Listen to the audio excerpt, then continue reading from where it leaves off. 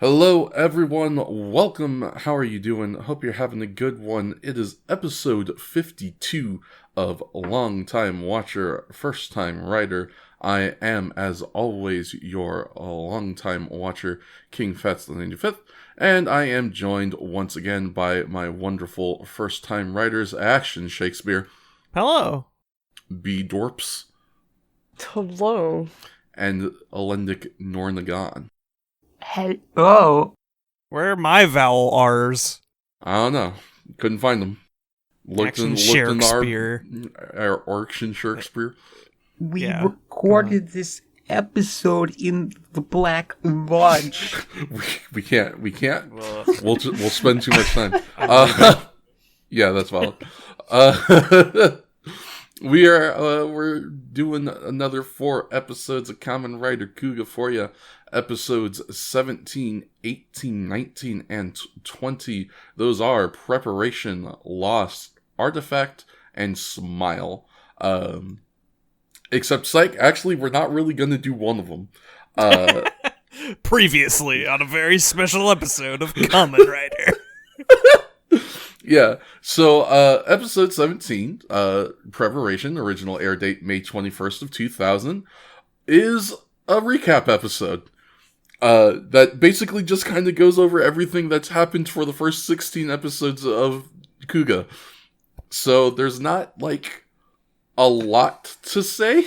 It is all set to the backdrop of a single fight. Yeah. There's a neckbeard lion. True. Yeah. That's all we get to know. There's, like, the minorest sprinklings of some more information about the Grongi. Batman gets slapped around. As always. But, the cool bike gets beat up a little bit. Yeah, the bike gets smashed up a little bit. Other than that, though, there's not a whole lot that happens, of any significant plot relevance in this one. I will open the floor to anyone who might have any specific notes that they want to touch on. Kamen Rider having to do poses to do his other transformations is canon. The lion interrupts one of them. He can't engage purple. Oh, he tries to prep and he gets interrupted. I may have missed that part. Yeah, he gets grabbed with the chain or something. Yeah, he gets a chain gang. Starts strangling shit out of him. Heck yeah. My brain wandered immediately, and I was like, how often do you see things like this in, like, Toku and magical girl shows where their transformations get interrupted and they get to yell about how rude it is? Yeah. It not as often. I was not as paying it much should attention to the recap. Yeah, it's apologies really that we are not. Yeah, we were there. Yeah, we done seen it. The only real thing that I kind of took away from this episode, especially for my second time watching it, I guess I got to be re-surprised that they did a recap episode this early. But you know, I guess it makes sense. I guess that's enough of them. And I think we are now formally at the end of, you know, the first arc of Kuga. We're getting into the second arc now, so it certainly makes sense to kind of recap what we just did. The other thing that I found interesting is that I found this particular Grongi to be rather pragmatic. Most Grongi are trying to post up, like, insane big boy numbers. They're fucking grabbing the abacus or the magnet board and being like, I'm gonna kill 185 people in 2 days. And this guy's like, yeah, I think I can do 72 in 6 hours. Yeah, which, probably. like, yeah, reasonable. Yeah, I think proportionately. A normal human could do that. Yeah, I mean, yeah, truly. If you're determined enough, you could probably get 72 in 6 hours. Please don't. I mean, proportionately, 72 in 6 hours is technically proportionately less impressive than 120 in a week, but... Don't murder. Yeah, don't do murders. We probably shouldn't be arguing about what is more impressive in terms of mass murder number. Yeah, no, I mean, obviously, but given that is, like, the point of the game, for the Grungi. Just kind of very interesting to see this guy not trying to go for the most insane showy combo that he can possibly post up, and he's like, I'm just gonna do my corner B&B and get my confirmed Oki. I'm gonna do the stuff that works. 72 in 6 hours has is a reasonable. burst phase. Yeah. Is there truly anything else really to speak of about this particular episode? 2 things, I think. Tell me what. One, I find it fun that we got to have a recap episode, like, week-wise. The same number, or, no, wait. No, we're watching 4 episodes a week now. I am a fool. I wrote this in my notes, and I will keep it for prosperity, but I'm like, oh wow, we're watching it at the same pace that they're airing, technically, even though we're watching them more in bulk than they would air. But that's just not how that works. It's not how math works. No, not quite. Well, yeah, no. Anyway, that's my really interesting fun fact, that we didn't watch it at the same pace as I thought we did on Thursday. Thursday. Thank you for when we watched it. Thank you for this net zero of information. Yeah, you're welcome. I know it's very entertaining. I was not really impressed with this line. Oh, I'm sorry. You had a second point. I'm sorry. No, I mean, well, okay, I'm gonna hit you with another net zero. Yeah, I miscounted. Okay. I only had 1.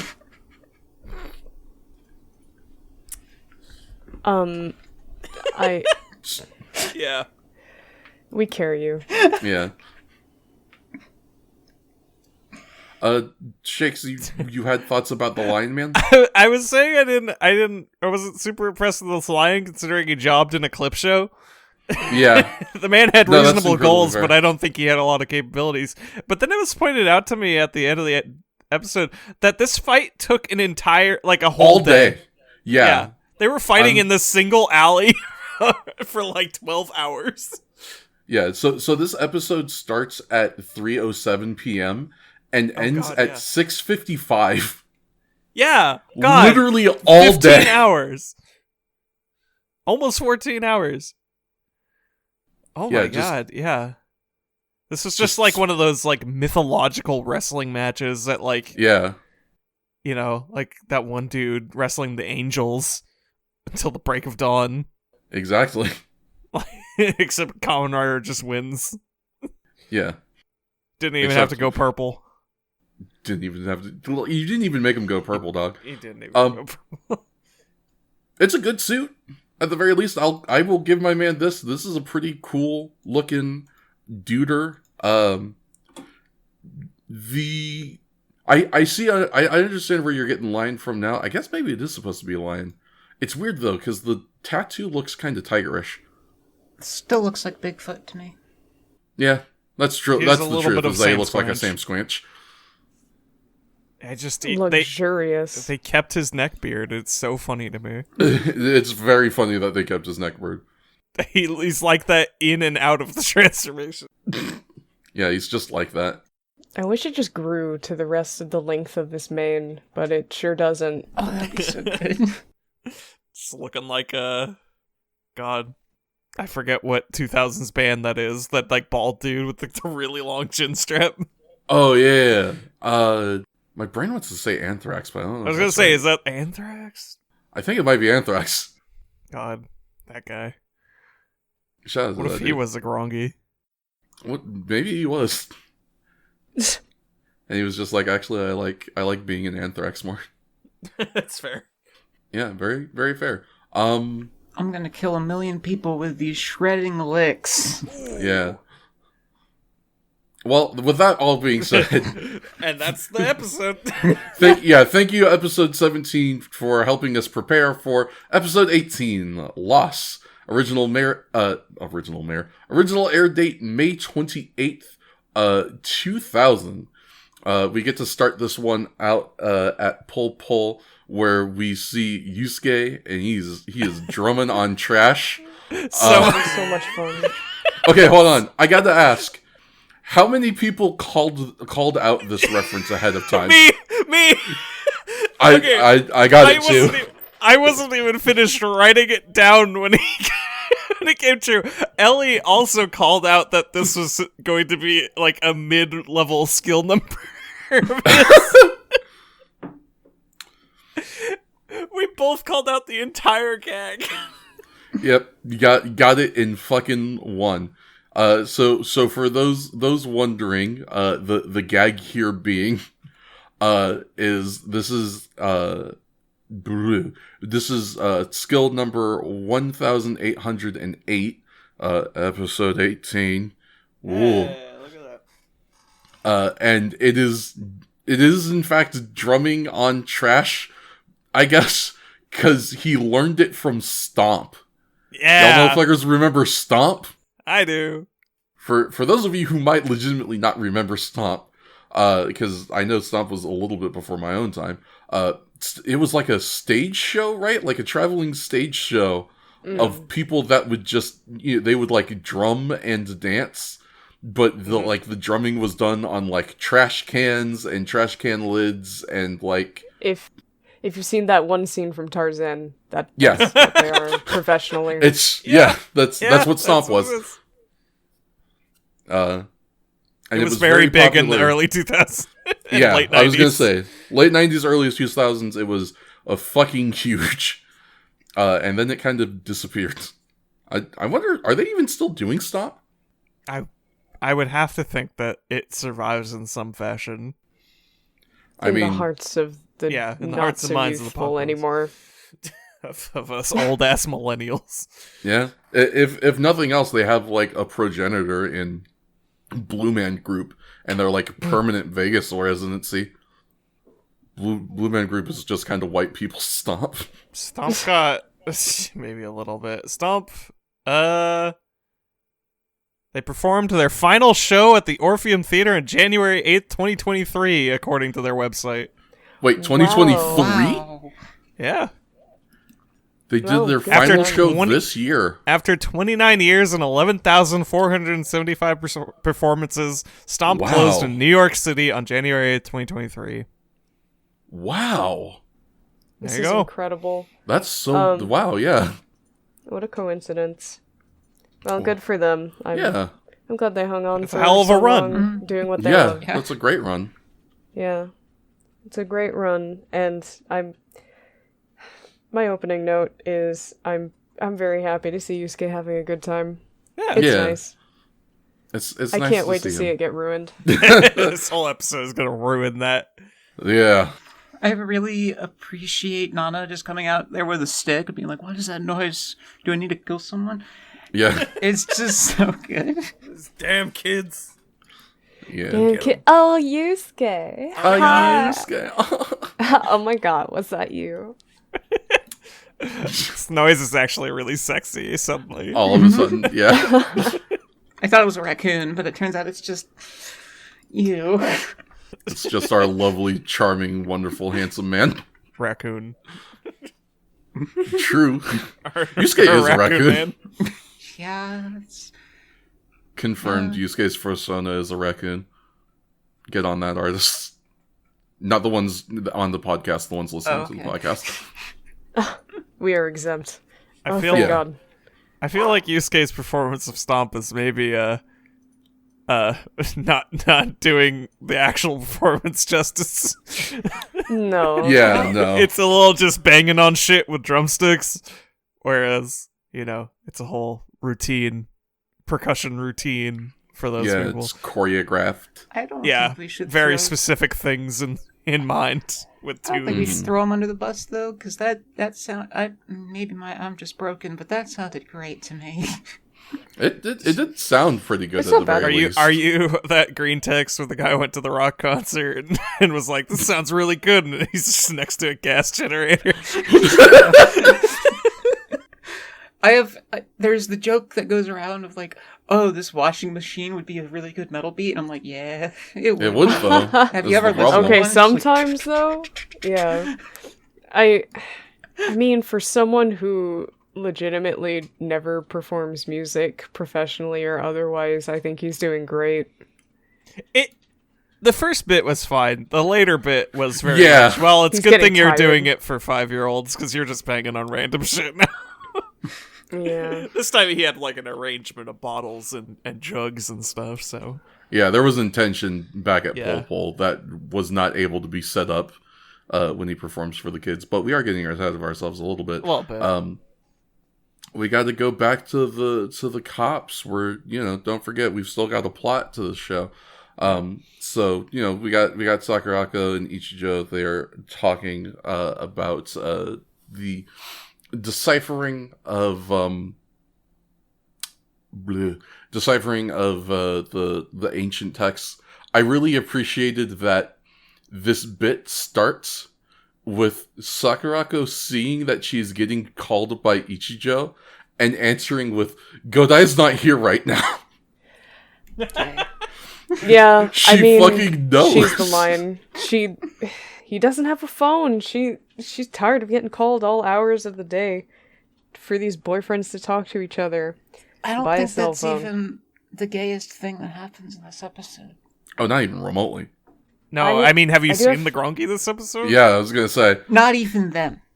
I think there's a gayer thing, but we'll get to that. Yeah. I look forward to it. There's something very unimportant in this scene that I'm a little obsessed with, and it's the radio ad for It's the Joe SC Onigiri, drama. yeah. It's like a show. It's called The Taste of Rice Balls, and it's about Joe Onigiri. Is he okay? No, he's in No. a fucking Dai Pinchy. I want to know. I really want to see How is the show. Onigiri Joe going to get out of this situation? I know.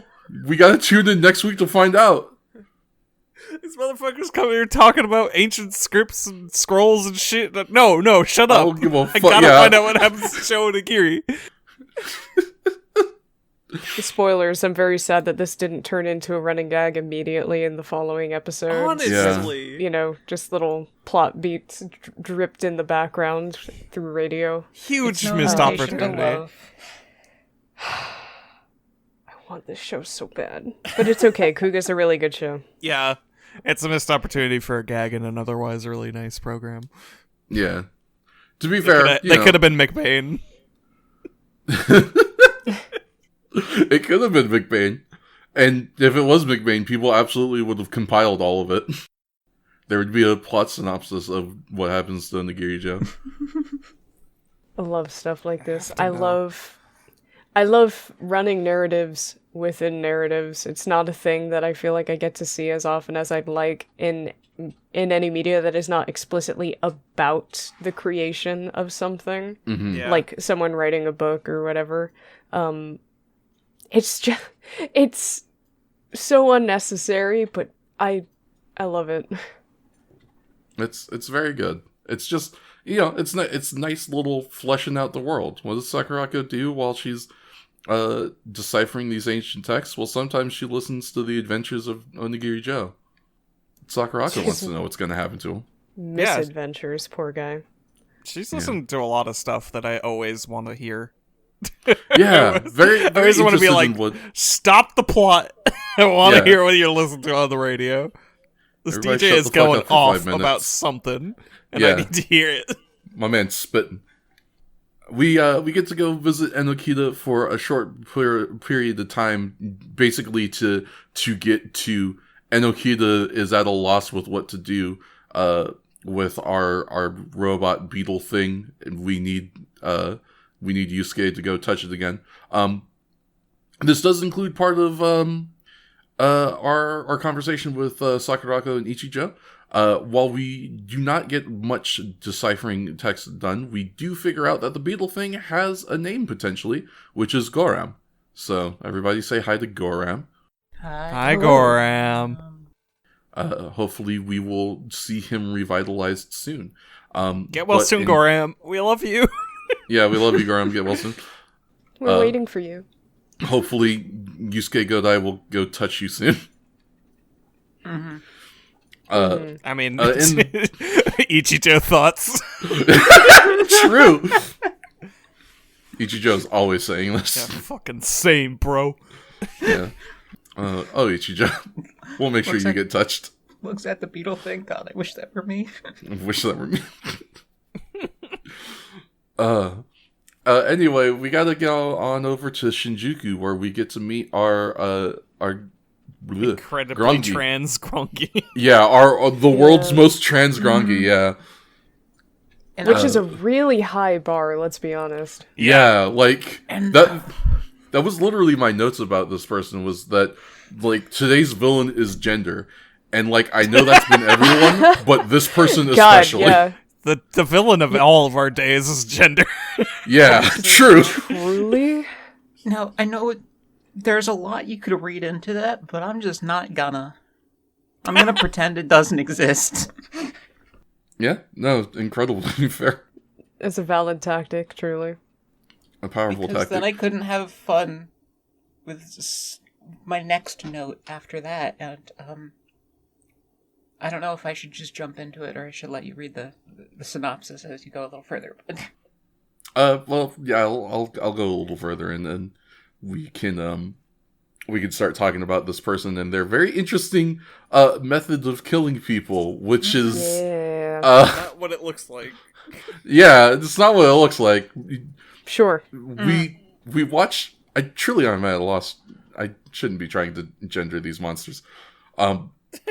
We watch this Grongi walk up to people, and he just kind of grabs them and leans in for what looks like is a kiss. And obviously, we are doing camera angle stuff to make what is actually happening very ambiguous.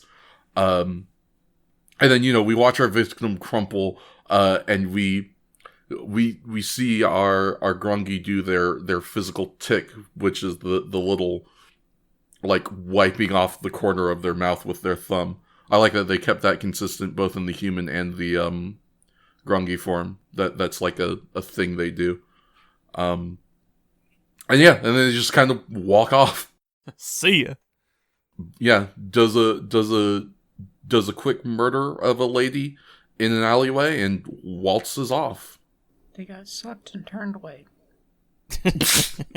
True. Truly. This That's going a little forward. This Grongi picks the wrong person. true. We get to go back to Pol real quick so we can listen to Thomas Savaro do his version of Korn's Freak on a Leash. Right, I forgot the beatbox. Like, that shit's not impressive. Watch this.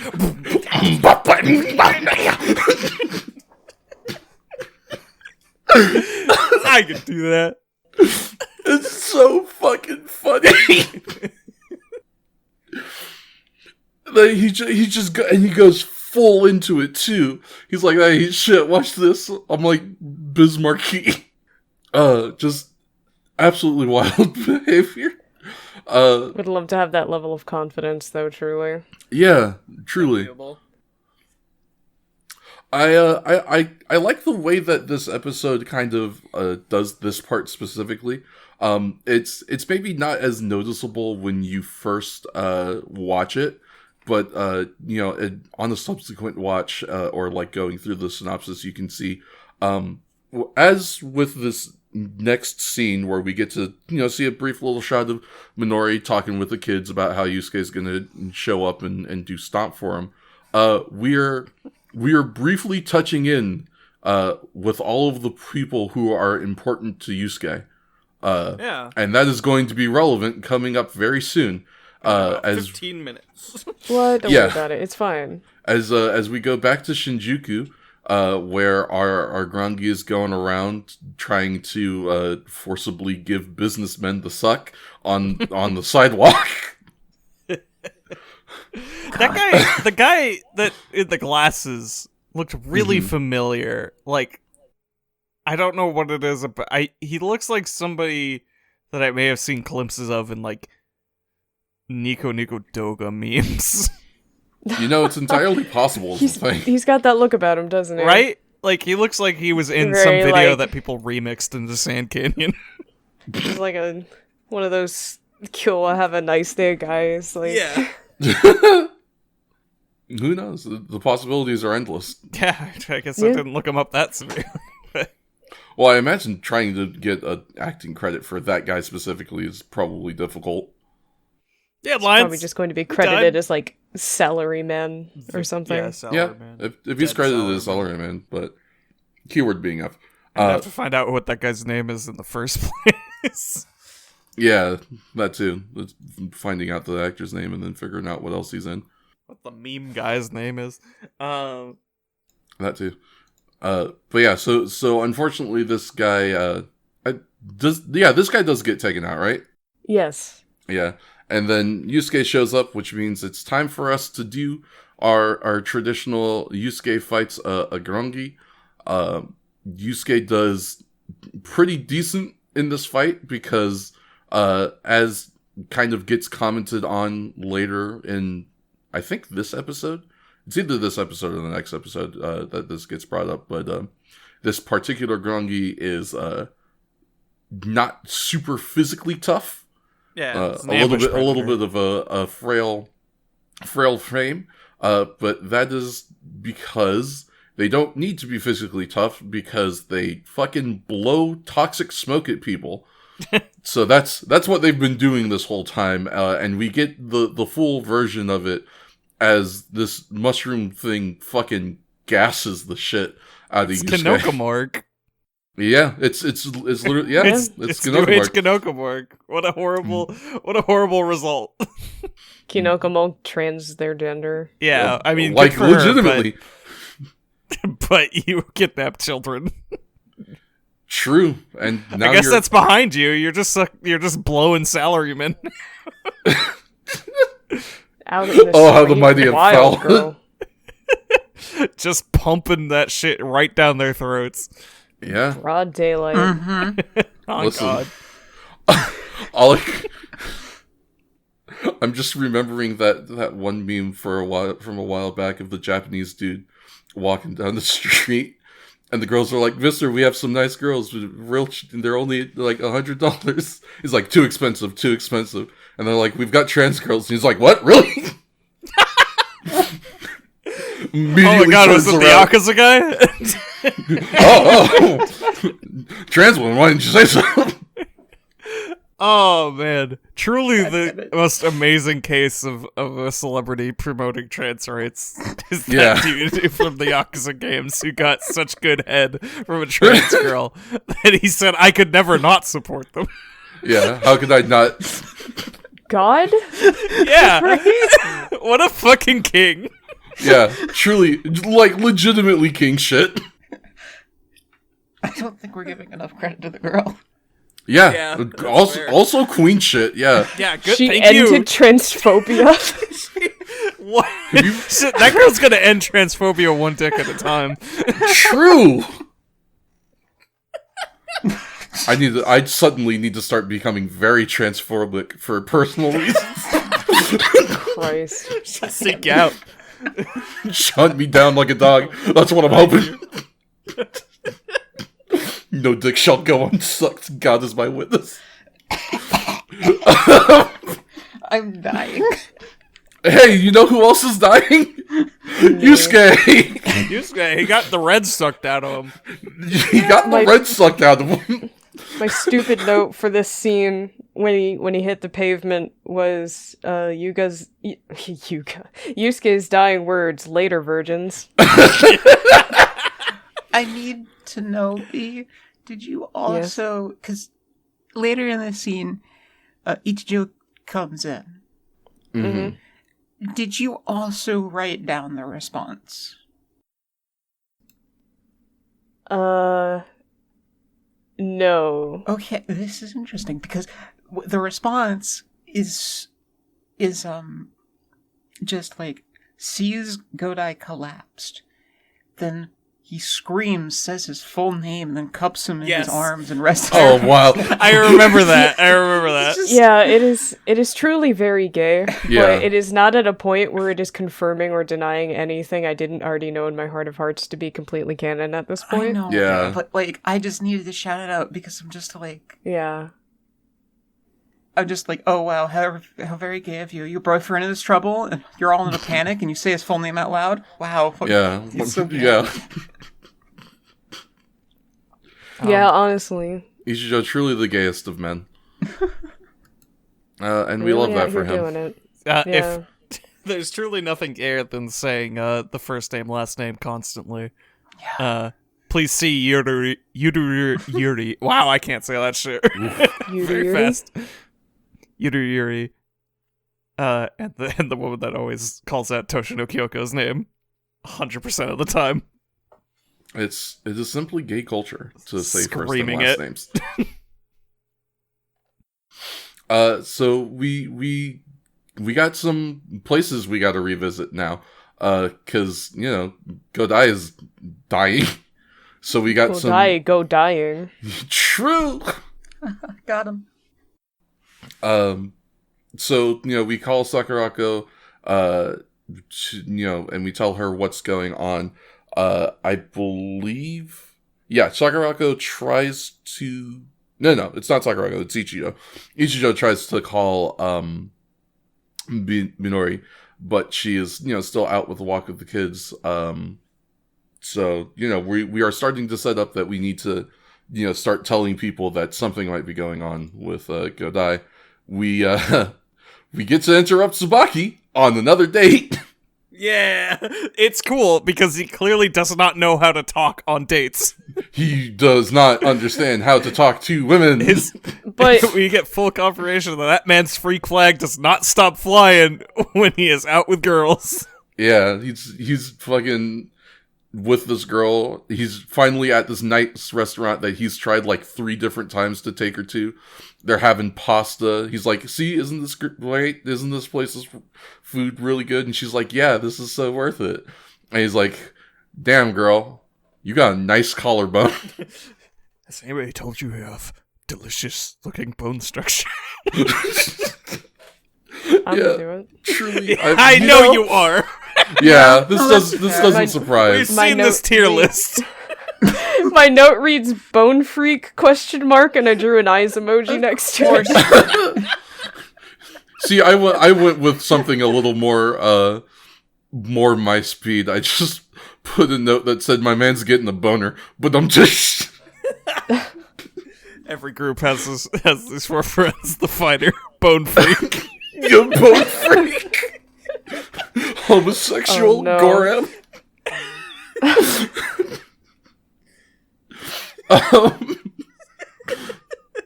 So yes, that's the group. Yeah, that's the group. And Akita is the last one.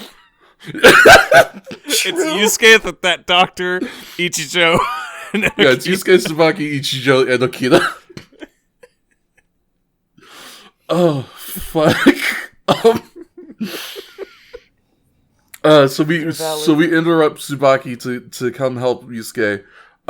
We go back to Ichijo trying to be a functioning member of society and continue to do his job, instead of fawning over his boyfriend like we know he wants to be doing. He picks up a pair of glasses from our dead businessman and notices it's got a residue clinging to it. Oh my god, it's Ian Nasir. That low-grade copper flakes. It's got Get clay this with copper gilding. Insane. Fucking bastard. I cannot believe how much Ao Nasir has been being referenced recently. He just came back in a big way this month. What a hero, honestly. No. Legend of He is historical explicitly figures. a villain. My man wrote the complaint. The guy who wrote the complaint is the real hero. He's the real hero. Immortalizing this man's crimes. The many people who needed to write a letter to be like, "Hey, yo, Doc, your product is dog shit." Demanding a refund. Oh, Jesus. So we see Tsubaki make it to the hospital. He is going to be our lead doctor on the case of trying to keep Yusuke, keep him stabilized.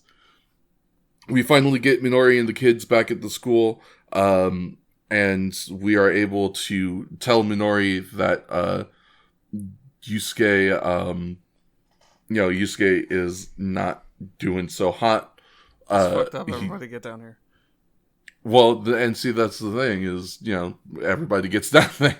It's serious. Yusuke's too much of an idiot to be hospitalized. Yeah, it's truly Yusuke does seem like the kind of person where if someone else has to call you and tell you he's in the hospital, it's probably pretty serious. We go get to hang out with Enokita some more. She's examining some equipment. We do a nice little bit. I enjoy this bit here, of just kind of, doing a little more fleshing out and humanizing of the world that we're living in. It's really easy to sometimes see the setting as just kind of a backdrop, the place where Kamen Rider happens. But, conversations like this kind of help make it, so it's like, oh no, yeah, this is a living, breathing world, where, living people are living, and, in the context of this conversation, specifically dying, because Sugita shows up and, he has a brief little conversation with Enokita where he talks about he visits the grave of a police officer named Kaburagi who was killed by ULF-5, and they talk about how the current day would have been the day of his wedding, and that he died the day after he proposed or something like that. It's just brutal. Yeah.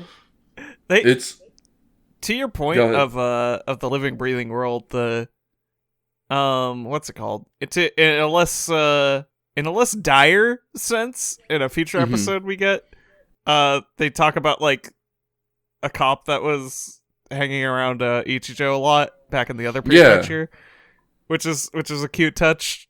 Now he's saluted weird. Yeah. Stuff like that. Yeah, they kind of keep sprinkling this in of just like, oh yeah, people exist. Yeah, people, we know these people. These aren't just faceless, nameless forms that are vaguely human-shaped that we're supposed to feel bad about when they die. These are like actually people with, families and lives and stuff. And it's cool that we take steps to, remind people about that.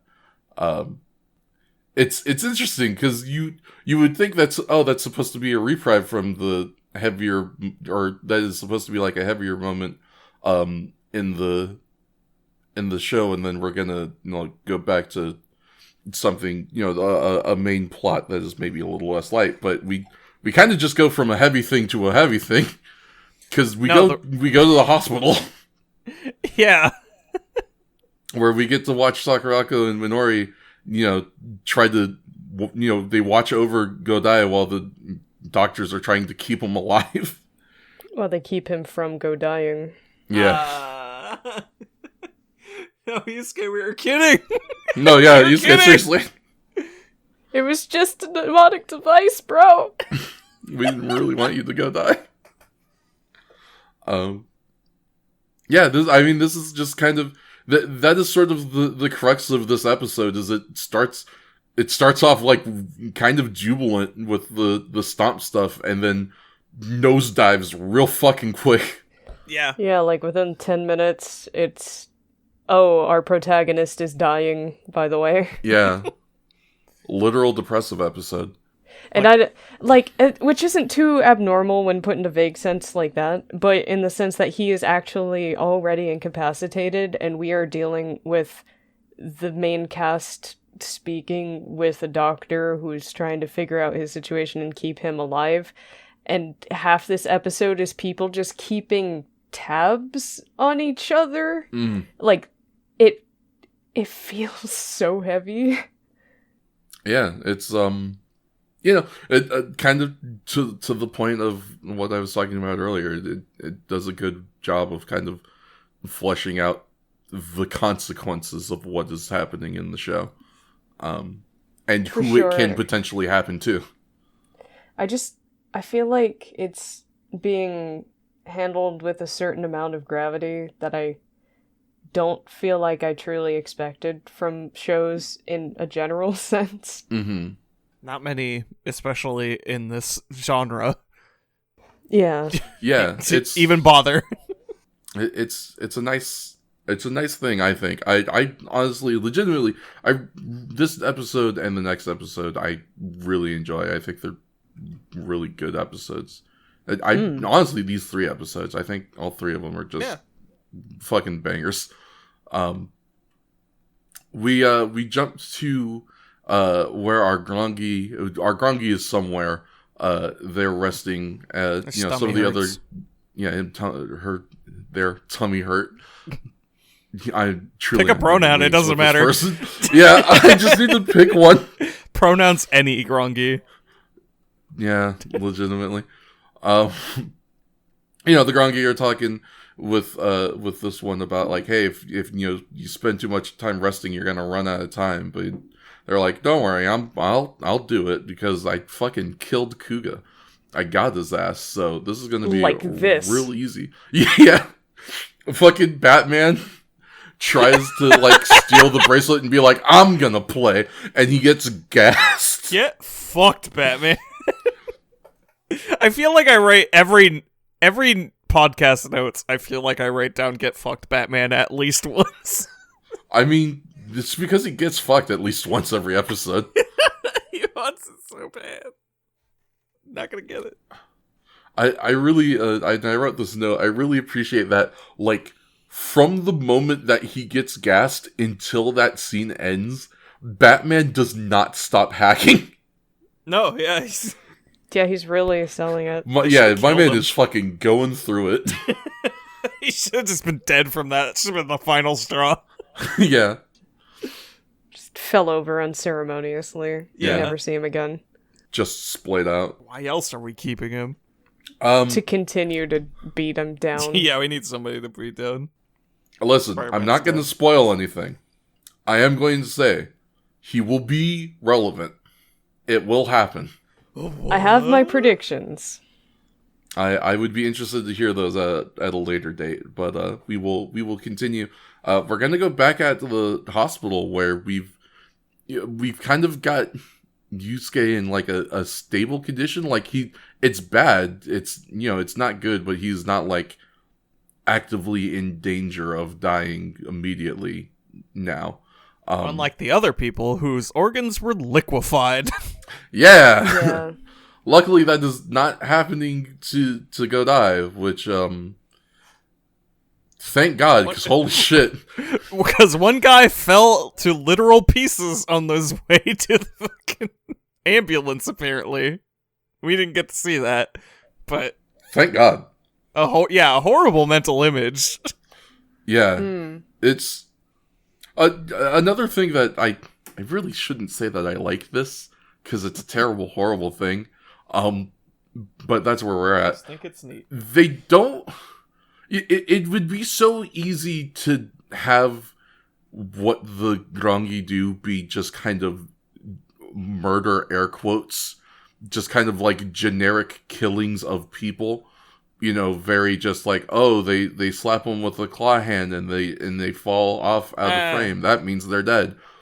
But they're like, nah, fuck that. We're gonna show you that these are twisted, fucked up individuals with like very specific ways and means of doing really horrible shit that they very specifically like to do.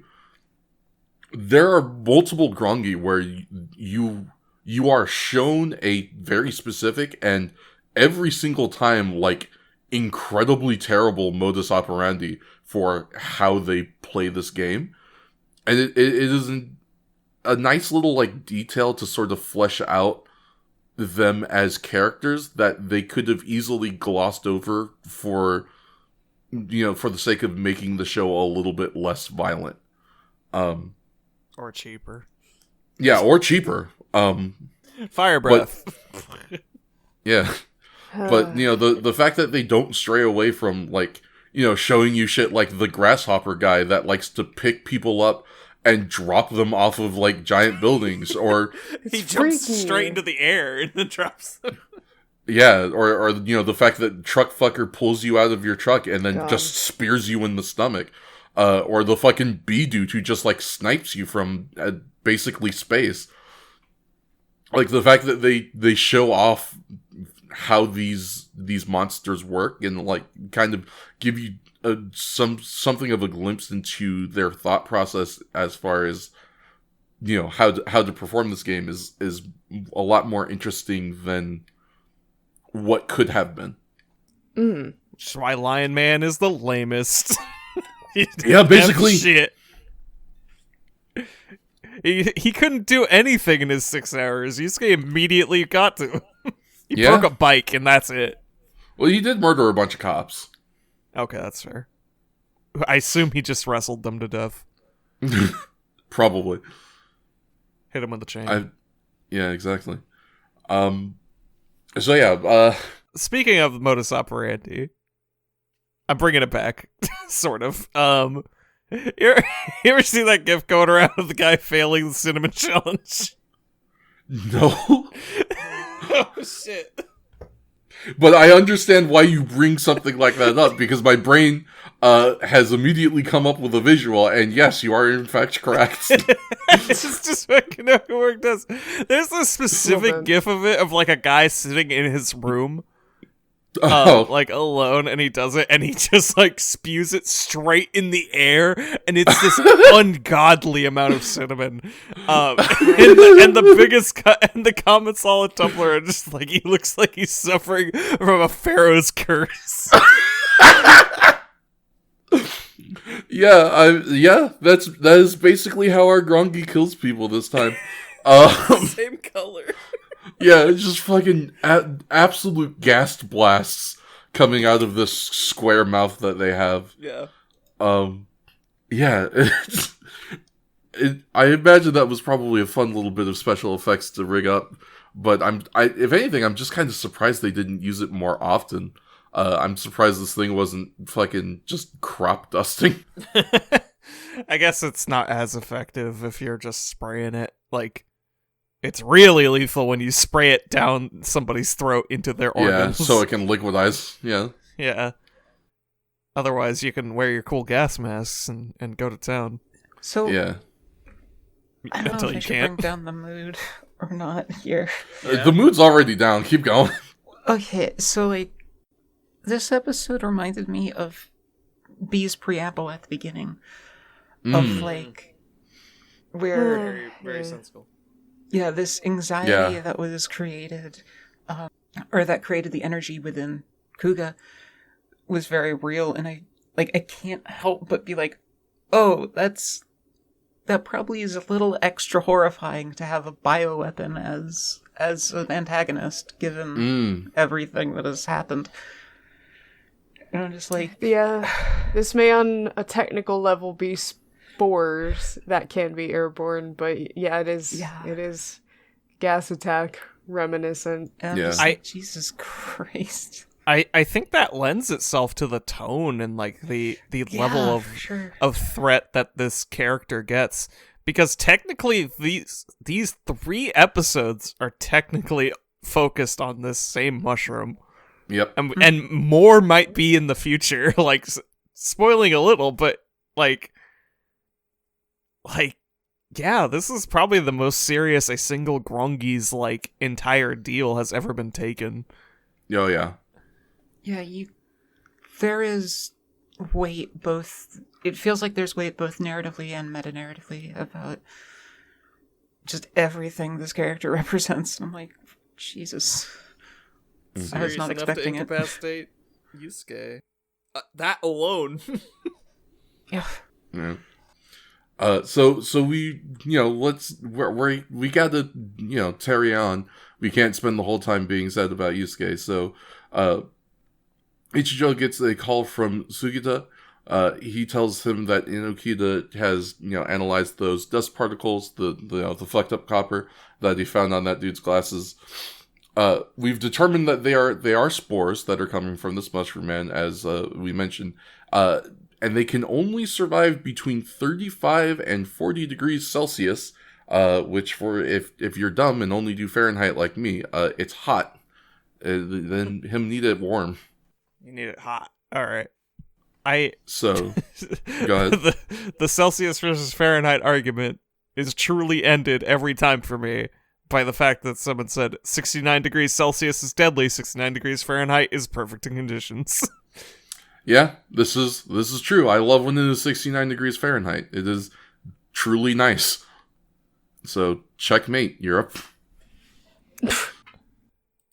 Let's see, 30 to 40 in Celsius terms is 86 to 104. Hot. That's in that hot. range. That's hot, but like a lot of that is body heat. Yeah.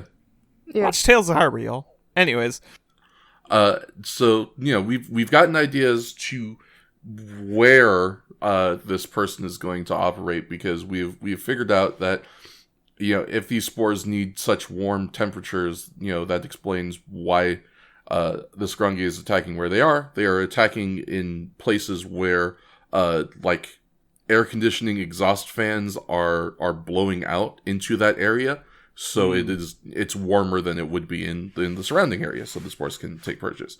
And also the the notion of putting it directly into a person's body makes a lot more sense. Right. Yeah, because so you need it to. Yeah, exactly. Nice and warm inside of a person. So we've got the game plan. So the police start working on trying to find areas that are accommodating to this Grungy's style of murder, so that we can try to catch him. We go back to the hospital. We're still talking about how Godai is doing, because he's still. He's It's not great. Yeah, we're working on it. And that's kind of the crux of this episode. The police are, mobilizing. They've got some manhunt gear set up. They got their special gas masks. They got their rifles with the gas bullets. They're ready to really go after this Grungy. Minori decides that she is going to go back to the nursery instead of just kind of staying, at the hospital. And that kind of ties into a note that I put in, which was just like saying that I really liked that instead of like staying and watching over him, like which is what most people would probably do, Sakurako and Minori are both like, all right, well, I'm gonna get back to work. I'm gonna go back to doing the productive thing that I was doing beforehand. I think it speaks a lot to Godai and the kind of trust that he engenders in people, to say like, I'm not going to just sit here and mope around and be sad. I'm going to believe in Godai. I'm going to have faith that he's going to make it out of this. And I know if he were here right now, he wouldn't, or if he could talk to me right now, he wouldn't be wanting me to just sit here and be sad. He'd want me to do something. So that's what I'm going to do. I'm going to go do something. I'm going to try and help. And I think that's very telling, both of who Godai is as a person, but also like Sakurako and Minori's relationship with him specifically, and Ichijo's as well too, because I think Ichijo is probably just as worried, if not maybe even more so than the others. But he hasn't asked to be given a leave so he can make sure that Godai is all right. He's out there doing his job. He's out there kind of trying to cover for the fact that we are sans a Kamen Rider at this point. Just kind of very, very, interesting and kind of cool characterization. Because you could certainly see in another show, or even in potentially the same show with just like a different cast, a situation where it'd be a lot of like somber shots of people in the waiting room of the hospital, walking up to a doctor every time they comes out and being like, "How is he?" Very, very kind of cool, interesting characterization to Sakurako and Minori. Like, to that point, sorry. No, please. Something occurred to me. Go ahead. And in the next episode 2, I believe, it's a good informing of Yusuke's relationship with them and their perspective of knowing him. Like, I think with any other character, yes, we'd get a lot more somber weighting. Yeah. I think when Yusuke's down, they're in shock, and then they go, well, I gotta get moving. Yusuke would want me to get moving. Exactly. Yeah. Definitely if this was like a situation of maybe Ichijo or like Minori being the one that went down, I think it would definitely be different. But because it is Yusuke specifically, everyone's like, well, I can't just sit here and be sad. Gotta do something with this energy, so let's be productive. And so that's kind of what we sort of end the episode on. We see a bunch of people trying to be productive. Unfortunately, not the least of which is the ICU of the hospital, because all of a sudden Yusuke's heart rate spikes up. They are, trying to, figure out what's going on. They're trying to stabilize him. Tsubaki is having them give him all sorts of like injections and stuff to sort of stabilize things. And then he fucking flatlines. And Yusuke's fucking dead. We're gonna have to get a new Kamen Rider. Yeah, that is how our episode ends. Yusuke Godai fucking dies. And episode 19 goes, we now rejoin Yusuke, still dead. Shout out to episode 19, by the way, for not doing the thing that Ichigo did. Yeah. Yeah. Where the next episode preview shows the person all good. Yeah. Yeah. They actually were like, Jikai, Yusuke's fucking dead. Oh my god. Yeah. They maintain it. They're like, yeah, no, he's fucking dead. We don't know what we're going to do now. So yeah, that leads us into episode 19, Artifact, original air date June 4th of 2000.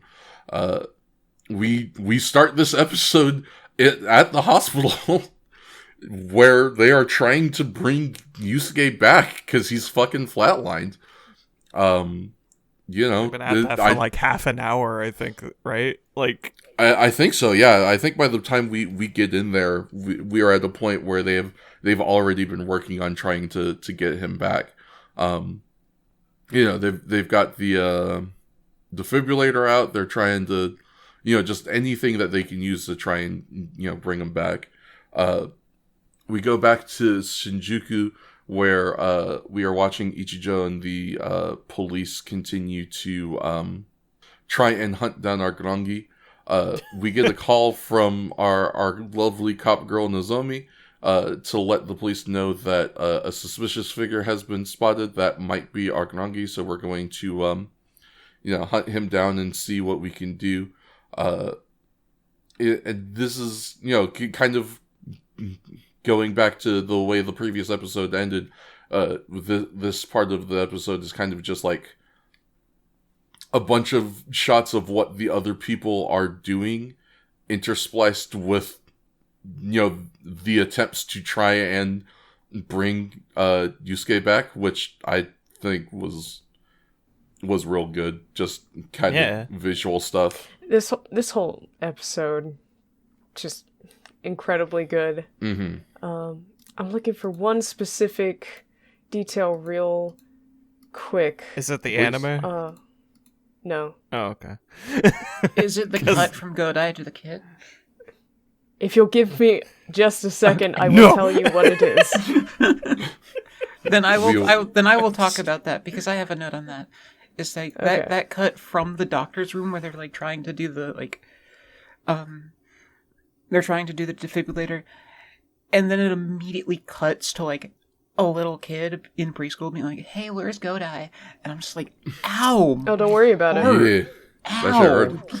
I know We know Godai's where gonna he come back is. because it's Kamen Rider and like we've got 20 episodes left, but how? We know where he is. Yeah. Yeah. The real question is, how is he? That kid's watching. Okay, yeah. You go first. I found the one thing I was looking for, because I remembered feeling like it was a long time, and I couldn't remember the first time given when they started. I only remember the time of death. Time of death, 7:44. When his heart rate began to change and they began their emergency procedures, it was 5:45. They were at it for 2 hours. 2 hours they Jesus. were trying to bring That him is back. Yeah, that is insane, and I feel like this. And as you had said about all of this expanding a lot about the characterizations of our supporting cast, and I think this does a lot for our doctor. Yeah, this does a lot for Tsubaki. Both of these episodes, really, just this whole situation does so. All 3 of these episodes, I guess I should say, actually, really do a lot for Tsubaki's characterization. Particularly given that he actually didn't want to stop, like the other doctors had to tell him, like, hey, I think this is not gonna work anymore. Yeah, I made a note about it when I watched it because I was just like, God damn, there's this super solemn shot where you are seeing the full room, and it's a room and it's full of doctors and they're all kind of just standing off to the side in complete silence, and you just see Tsubaki by himself trying to give Godai CPR to start his heart, and it's dead silent except for the sound of Tsubaki doing the CPR until finally one of them just kind of is like, doctor, We gotta stop. and he called and he calls the time of death and is like, you guys leave, I'll do the rest. And it's just like, God damn. Yeah. It's rough. It's rough. In the midst of that, that cut to the kid in the preschool, Yusuke's sister is hanging out with a kid whose mom is also missing. His mom hasn't come to pick him up yet. All of the kids were, all of the kids had left early in the previous episode because there was a radio announcement about the ULF being in the area. Evacuation orders to everybody. Go home, close your doors. Don't go outside, yeah. I was also distracted, though, because they're watching anime on the TV, and I noticed that's the anime with the little character that Enokita has as a phone charm. Oh, it is, isn't it? That's not a repainted Digimon, that's that thing. Whatever that is. Whatever that is. Now I'm even more curious what that anime is. For like half a second, I actually thought it was the Kirby anime. Yeah, I see it. That thing looks vaguely like that carbuncle from Puyo Puyo. A little bit, yeah. A bit, yeah. Like, it's just the right amount of generic anime creature. Yeah. We love pale yellow beasts. Yeah, we do. We really do. We also love surrounding homeless people with cops. We sure do. Nothing new. Yeah. So the police finally find their called in suspicious person. It's just a homeless dude. Ichijo is like, hey, you should get out of here. It's dangerous in this area. So where? Listen, I'm not saying go home. I'm just saying don't be here. That's good. I don't got one. In case you didn't Fucking closing time, motherfucker. You don't have to go home, but you can't stay here. Guess I'm moving. Picks up box. Well, really, you should. This is a dangerous area. There's weird monsters around. Go to the country. I'm not stuck in here with them. Are they stuck in here with you, homeless guy? Why are you not telling us? What does he know? What is he cooking? He's the next Kamen Rider. It's a tragic enough story. Yeah. Yeah. The stone's gonna call out to him. Oh. Yeah, he's going to poop it out, and they're gonna have to put it on somebody else. Imagine if that's just what happened when Ian died. Slides on out. Oh, clatters in the bedpan. Ugh. It's just like, oh shit. Oh. Well, I guess I can research it now. A Pyrrhic victory. Yeah. Oh, fuck. So we cut back to the hospital, and Tsubaki, as he's, doing his due diligence, there's, paperwork that needs to be filed when a person dies on you.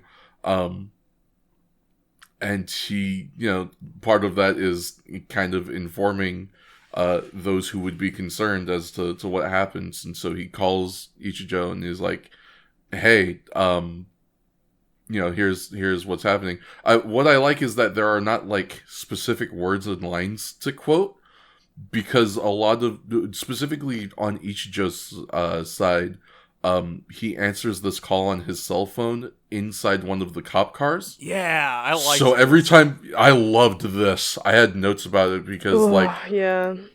Holy shit, this part was so good. Just every time we cut to Ichijo, it was just total silence, and all we got was like his physical reaction to what we could assume was being said, based off of like snippets of what we would hear Tsubaki say. Specifically, like, for instance, the one line that's quoted in the synopsis is when he calls Ichijo, he says the time of death was 7:44. And so we just kind of do that in conversation for a bit, and it is supremely good. Sugita comes in. He tells Ichijo that Enokita believes that the Grongi is continuously releasing toxins due to some sort of an injury. So Ichijo's like, all right, that's some kind of a lead. We can get on it. And Sugita's like, hey, what's going on with you? Ichijo specifically, he's like, I'll start working on that, but I've got a thing I got to go do first. It'll be real quick. And he's like, all right, that's fine. But what's up with you? And I kind of really appreciate, again, more like characterizing our supporting cast. He's like, he can tell that something is off with Ichijo, and Ichijo doesn't say anything, and he just, like, after that brief silence, he goes, it's about number 4, isn't it? And it's just like, damn, fucking American Sniper Sugita just got directly to the heart of, what's going on with Ichijo. He's, he knows well enough to know, that for Ichijo to be like this, it is probably related to that. And I think I am personally of the opinion that he probably knew a little more than he let on. Because he says, like, it's, it stinks that, number 4 wasn't able to show up, but that just means we're going to have to try harder. But I think that was maybe him trying to, like, give Ichijo an out so he doesn't have to try and explain that he has reason to believe that number 4 is dead. Just like, it's just a really good bit, between Ichijo and Sugita, and as a whole, this section of the episode of Tsubaki calling people and letting them know what happened is fucking choice. Just very high quality episode all around. I don't know what to call it specifically. Is good. I think again, it's done with like a certain amount of sincerity and severity that makes it so much easier to take seriously than so many other shows that try to tell you your protagonist died. Mm-hmm. Like, we're going through far more of the rigmarole than just, I don't know, main characters in peril or missing or something. But his heart actually stopped, and his doctor is calling the family to let them... I don't know, this feels like an extra step that I'm just really grounded by. Yeah, it's... You know, the fact that they take a point to make a point to do the due diligence of like what would actually have to happen in, you know, a situation like this kind of really helps to make, you know, to make what is happening real, you know. Yeah, it's not just, oh no, Godai's dead, we're sad and he's back. It's, oh no, Godai's dead. Well, this is what happens when we think Godai's dead. You know, paperwork has to be done. A time of death has to be called. Next of kin has to be informed. You know, we're gonna call the people, you know, his emergency contacts, the people who we told that he collapsed. You know, the people who brought him in when he collapsed. They need to be informed. First and foremost, his boyfriend. Yeah.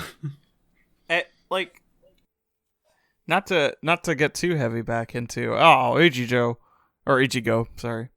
It's my turn. That rascal. That rascal Ichigo, Kamen Rider Ichigo. Hongo truly had no extension of his self. Yeah. Like, the more I think about it, Hongo didn't have a next of kin that the show would call. Hongo didn't have a mother and father that we knew of. Hongo was just this, like, singular entity. Hongo barely had friends. I liked that. Like, I liked that at the beginning and was hoping it would change, because it really helps with the whole, like, oh no, he feels completely isolated from humanity in multiple facets now, but that didn't really go anywhere. No, he's just... Oops. He's just a dude. Yeah. He's just a man. He's just normal man. I just thought he would struggle with human connection in a way that, you know, only perpetuated his feelings of loneliness and isolation that he might eventually grow out of when he, you know, fosters a sense of camaraderie with the people that support him for long enough. But Themes? Never met her. All I can say is that was probably the original idea.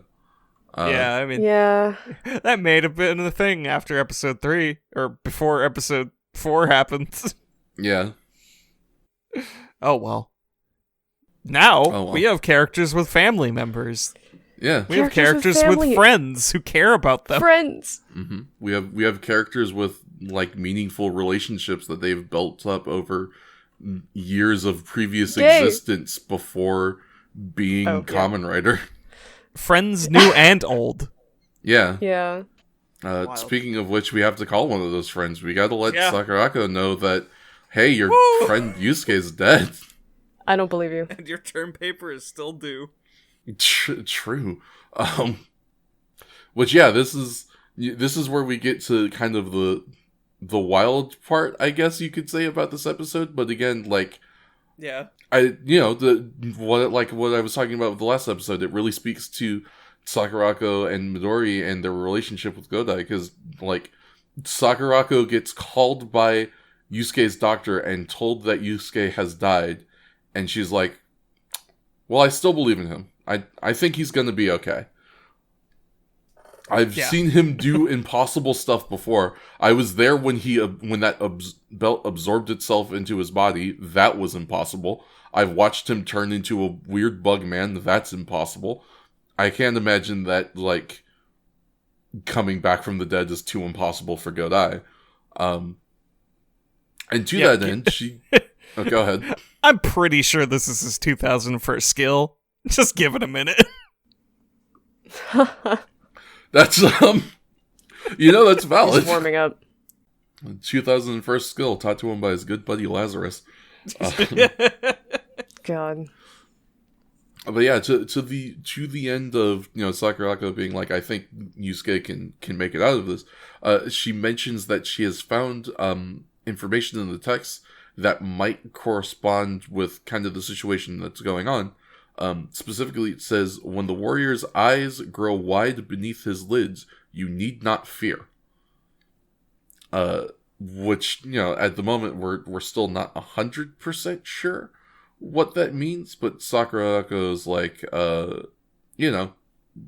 I am taking this, I'm choosing to have this have this mean that Yusuke is going to make it out okay.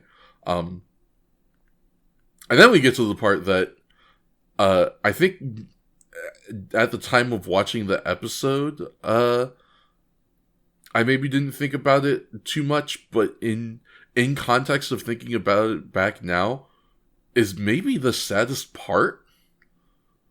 Because we go back to Pol Pol, and it's storming outside, and Nana is just kind of at the window staring out and being like, when's Yusuke gonna come back? He said he was gonna come back to the shop right after he got done at the nursery.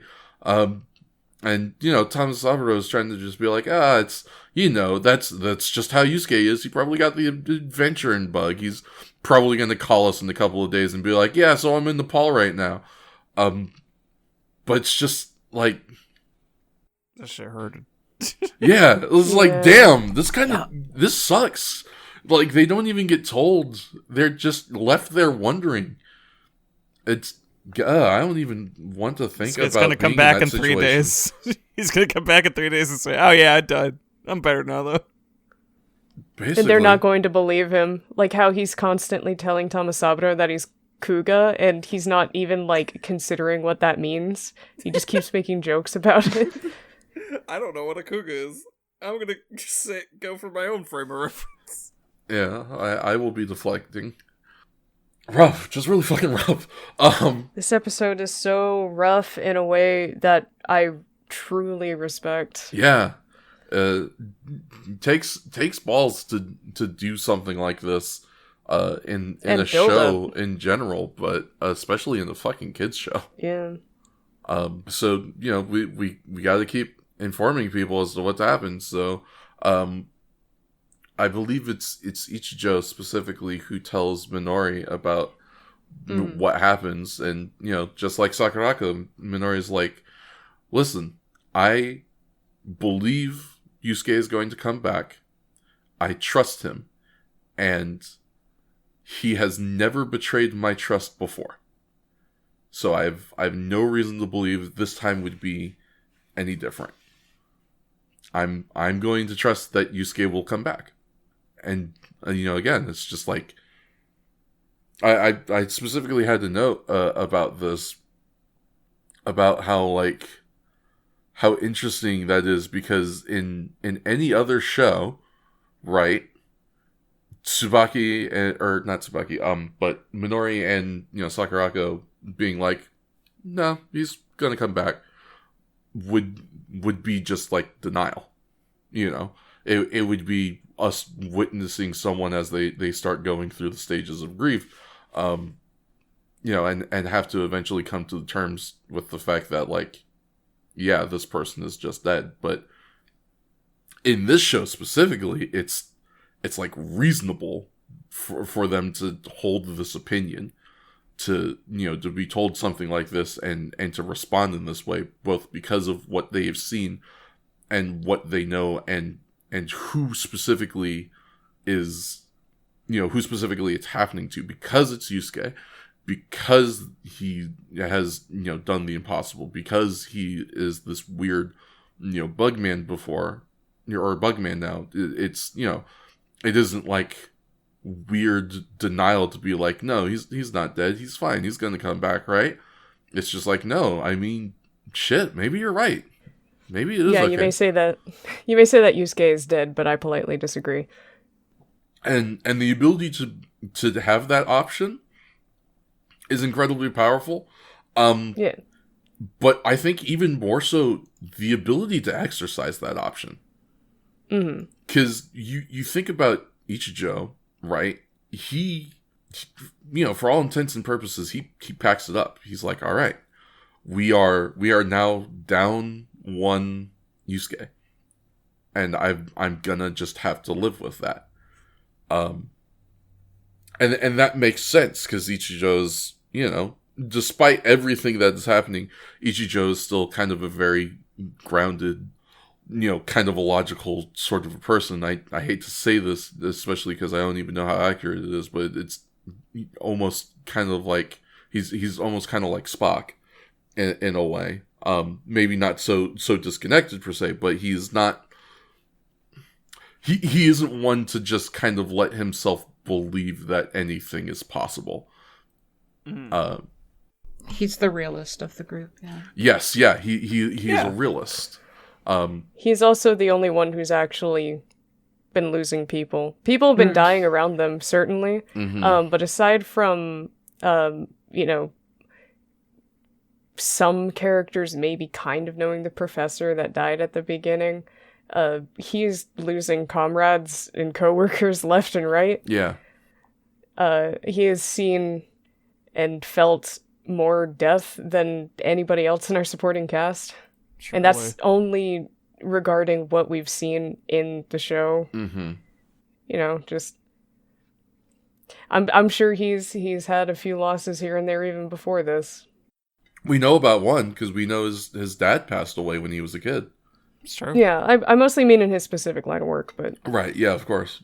So yeah, it is entirely reasonable for him to, just believe Tsubaki. But, Sakurako and Minori's ability to just be, like, confident in Yusuke is just supremely powerful. Show good. Anyway, too bad they're completely wrong and he's dead forever anyway. Anyway, Got him. we go back to Tsubaki, who is, based off of the conversations he's had, he's checking on Yusuke, and he finds out that Yusuke he's starting to warm up. He's, he might not actually be out like we thought he was. And so he gets a call from Sakurako as he's starting to look into this, and she's like, "Hey, I found another line that seems related to the previous translation. It's when the warrior's eyes grow wide beneath his lids, none will be able to disrupt his slumber." So I guess don't touch him. Don't mess with that. And Tsubaki's like, Are you sure? Did I fuck up? I gave him CPR, and I tried to defib him. Did I make things worse? Maybe. I mean, his body temperature's going up. And she's like, all right, well, there you go. Leave him alone. Leave him alone. Yeah. And he's like, okay, I guess I'll leave you alone. Do your best. Which, again, incredibly powerful of Tsubaki to be able to resign himself to something that is insanely medically incorrect. People don't just come back after not coming back after 2 hours of work. But, the fact that he's able to, just based off of what he's seen and how he's experienced Godai, he's just like, all right, I'm going to leave you to it. I'm going to trust you in the same way that the people close to you trust you. And obviously that trust ends up paying off, which I think is very cool. We get a brief check-in on our Grongi. I think there was one that was supposed to happen earlier that we might have missed just because we were talking about the other stuff that was happening in the episode. Yeah, they were standing around a neon board or whatever. Yeah. Essentially the point that just needs to be made is that it seems like maybe our Grongi was somehow like taking in, I'm gonna guess pollution, but I really don't know. Taking in something, and their ability to kill is now more powerful than it was before. We watched them murder like an entire staircase full of people by just kind of walking past after expelling some of the toxin from their mouth without even, like, no visual. It's just entirely clear. They just, like, do a gesture, and then people just start crumpling. So, it's a episode of SpongeBob. to fully take away from the serious conversation we just had, the quote from Ellie was, "Damn, was it my pussy stick or something?" Jesus Christ. I mean, to be fair, I did also have a note specifically of silent but deadly. Fucking crop dust in the whole stairs. Got him. Mine just said, wow, so many people just died. Yeah, whatever. Yeah. Which, like, yeah. These 3 notes tell a story. They sure do. All of them are true. Shout out Death Counter. God. It's not me. Good luck. Yeah. I've said it before and I'll say it again. There is a reason we are not doing the death count for this one. You're very kind to have made the decision early, because I would have said no, I'm okay to do it, but the show I know has you been would have. something else. That's the thing is, as soon as I saw that like we were doing Kuga, I was like, "There's no way I'm making B do that." It is murder on a mass scale in that show. It would be unfeasible to do a death count for a show like that. Just truly the work of an insane person, which means I'm sure someone out there has done it. Some content creator with a 4-hour video. Yeah.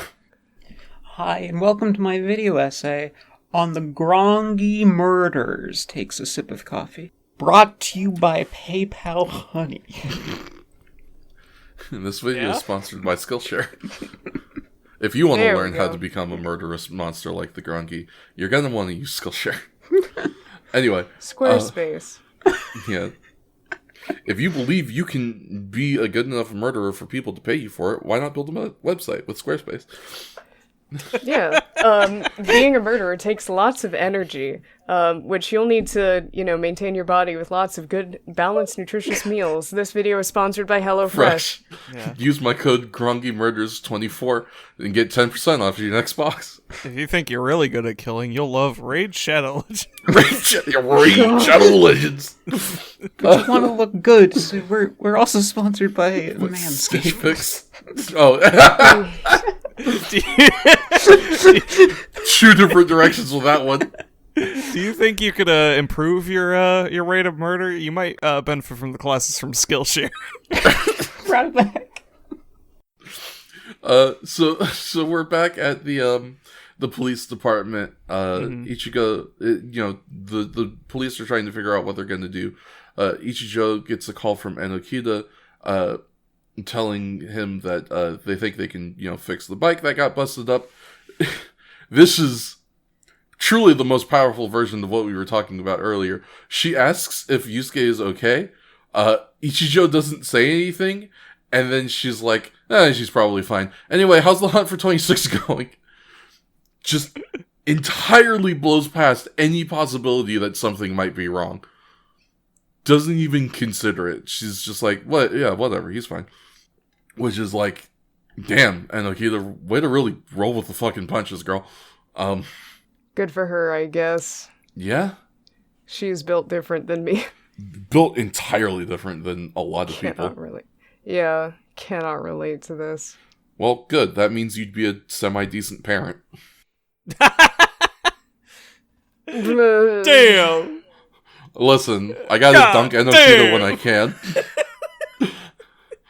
Damn. Oh, damn. Oh, damn. Damn! Oh, damn. You can have your kid, though. I don't want him. Fair. Oh, damn. Poor kid. So they're talking about how they're searching in Shinjuku for the the Grungy. They've got things set up. Nozomi comes in and she's like, "Hey, a bunch of people just died in a completely different city. We gotta fucking move." The police spring into action because they're like, "Whoa, that's not the place that we thought they were gonna be in." Which means the game done changed. Oh shit. Yeah. Yeah, that's the one bad thing about having a extremely localized task force. Yeah, unfortunately. They moved. Oh fuck. True. Our one weakness. And, we are simply not there. Yeah. Why are they doing murders in the place that we aren't? God damn it. Come on. That's cheating. You can't do that. Guys. You said you'd remain in Shinjuku. Come on. You know my mom won't let me go past the city lines. Poor Ichijo. You'll get to play with the big kids someday. Enokida lets Ichijo know that specialized bullets, the gas bullets that we've mentioned in the previous episodes, do seem to be effective. So they're sending over some souped up ones that should really fuck this dude up. Yeah. We get to look at Yusuke for a bit, to kind of symbolize that something is happening. Trademark. We go to watch the police as they are trying and failing to fight this Grongo. They are getting their fucking asses handed to them. We even bust out the new souped up gas bullets on this thing. Doesn't matter. And this Grongi is taking people out. It makes its way to Ichijo. It's about to go in for the killing blow. And Kuga fucking tackles him from out of frame. My man is back, and he's fucking pissed. We got a brief thing of like fight. A nurse looking at something happening in Yusuke's room, but we never really got to see what the hell she was looking at. I was really hoping she would just back out the door she came and close it. That would be really good. Just like, nope. Not today. I'm not touching that. Fucking zombie. You want to talk about like how good the choreography in these fight scenes are, and like how well they characterize Yusuke? Holy shit, this fight. Because right at the beginning, Yusuke lays into this motherfucker. PIST. My man Angry. is... he is fucking mad. He even slams their head into one of the car windows. Like, he is fucking going God, for it. right, yeah. It's like choking them, Like right covering through it. their mouth. Oh, I just realized I have an ooh note because he fucking Superman punches Yeah, I the remember Grungy. that. He goes to the fucking soup. Yeah, fucking Yusuke goes in on this thing. Which, like, fair. Yeah, can you blame him? I think if someone killed me and then I came back, I would kick their ass so hard.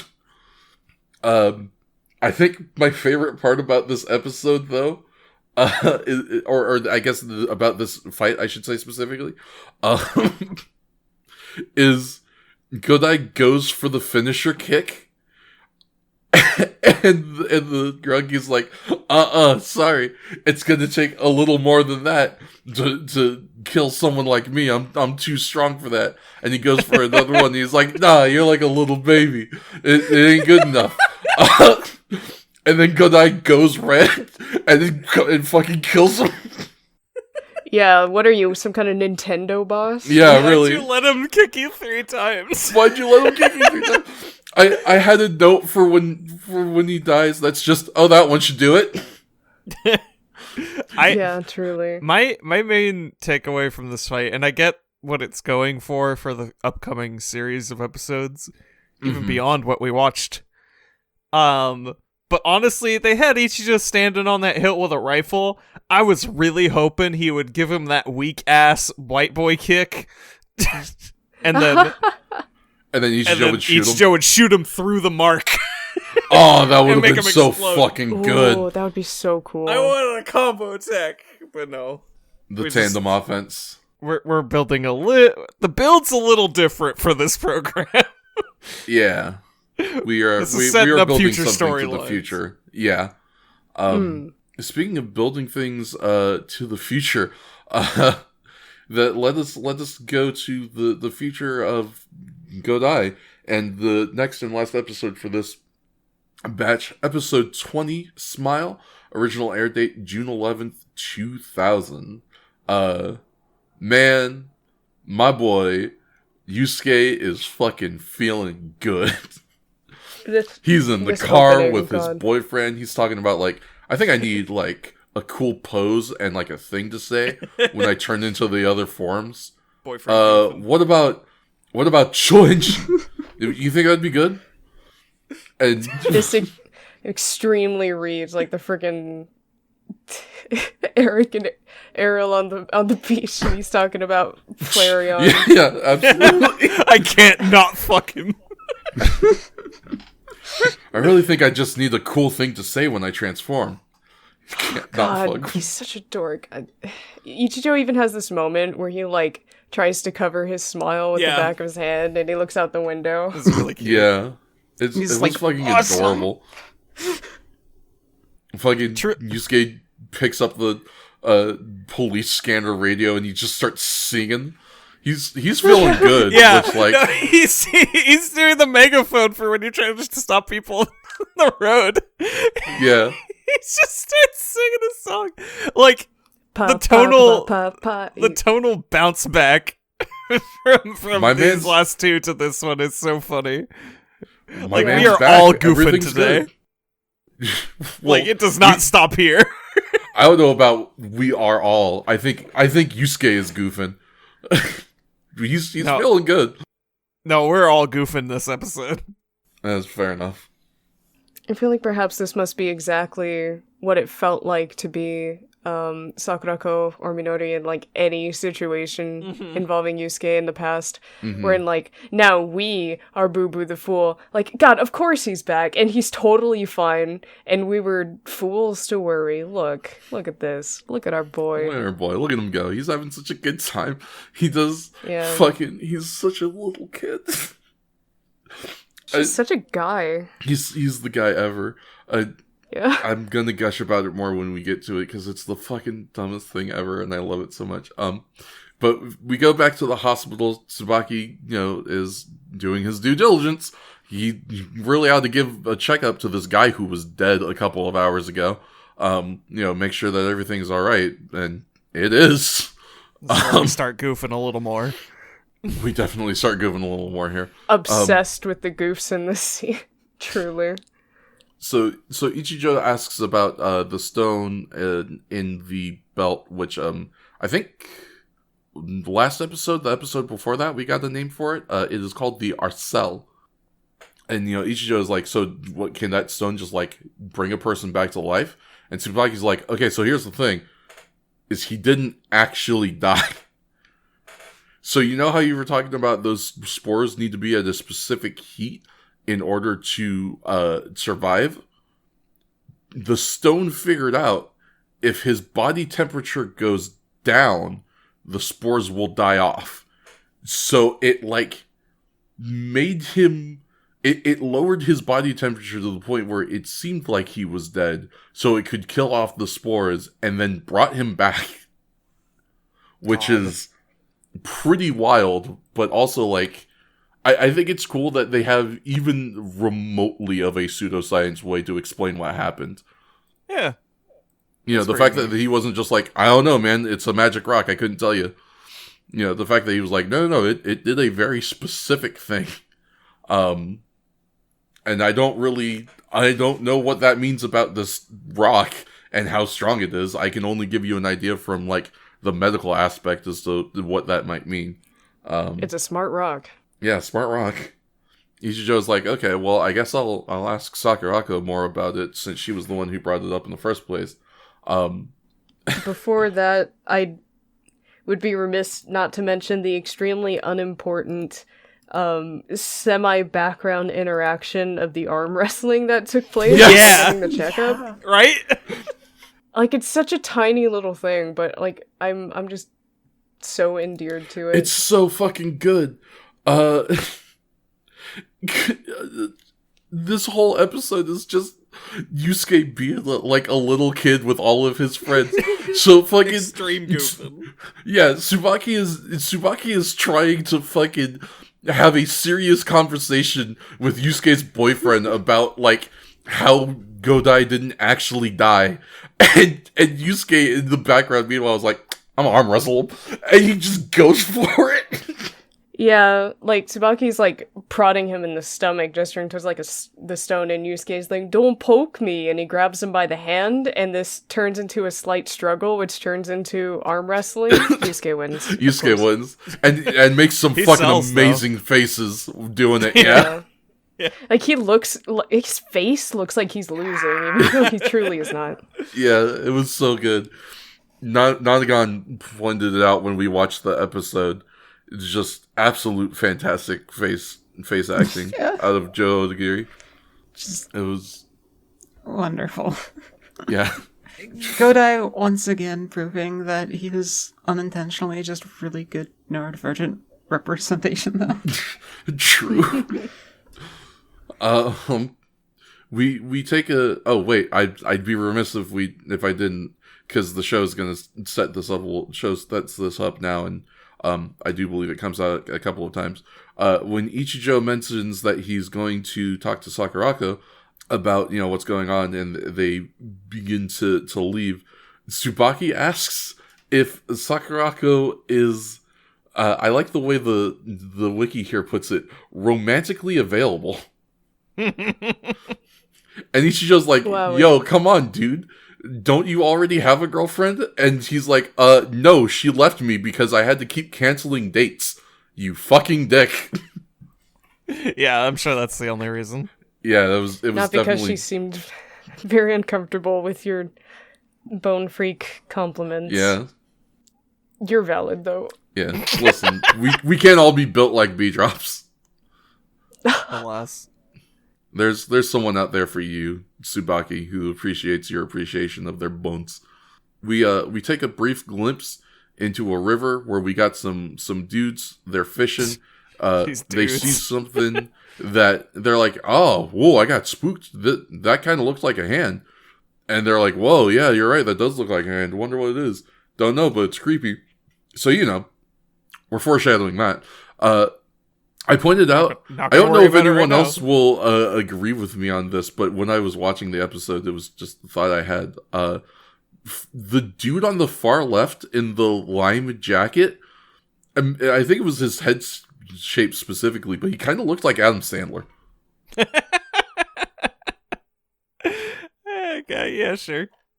Okay, I'm glad I'm not alone on that. Not gonna full agree, but from what I remember, yeah, sure. Yeah, it was just like, whoa, that's weird. Again, I think it's probably like just largely the head shape. But yeah, we go back to the university. So we're at Jonan University. Ichijo comes in to speak with Sakurako. Obviously, he has brought Yusuke with him. She's like, where's Godai? I thought you said he was all right. And Ichijo doesn't say anything. He just kind of looks at the window and makes a face. And Sakurako's like, he's doing that shit again, huh? Which, like, you're a fucking child, dude. What are you doing? I love our Kamen writer so much, but he's just a fucking kid. Just absolutely goofing off as much as he can. And honestly, I love that for him. Truly. So we talk about the deciphering work that she continued to do while Yosuke was laid up. We find out that there is another stone. The stone in the belt is called the Arcel.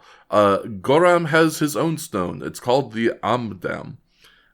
So what that means specifically, we don't 100% know yet, but probably it means that the key to getting Goram to work is going to be related to having Godai there. John comes back. John's finally home from Everybody war. applauds. Welcome back, Sean. Every time he enters, it feels like a sitcom entry. A little bit. Also, Amadam. I think he's looking more for a Masir. Da-da-da-da-da. I appreciate it. Get that out of my system. No, that's fair. This is the bit we talked about earlier. Jean is the one specifically who talks to Ichijo. He's like, hey, you should really call him Kageyama more often. He's worried about you. Except he doesn't call him Kageyama. What does he call him? Kage-chan, right? Or no, he calls him Kame-chan. That's it. Yeah. He calls him Kame. Kame-chan. And Ichijo's like, who the fuck is Kame-chan? Wait a minute. Somebody Do you mean gotta Kameyama? I really appreciated that. And then Jean's like, hey, can I go to the thing and check out the Goram? this is a big archaeological thing, and also if it is related to the texts that we have, like you were saying, you'll want to have an expert on hand. And Ichijo's like, I'll consider it, and who knows what we might be able to get you over. But you have to let me in. I'm white. Yeah, it's true. Don't the cops John like Whiteman. God. Wrong country. We go back to the preschool. True. We go back to this preschool where Yusuke is getting fucking mobbed by kids. My man is by not. children. Yeah, literally. No survivors.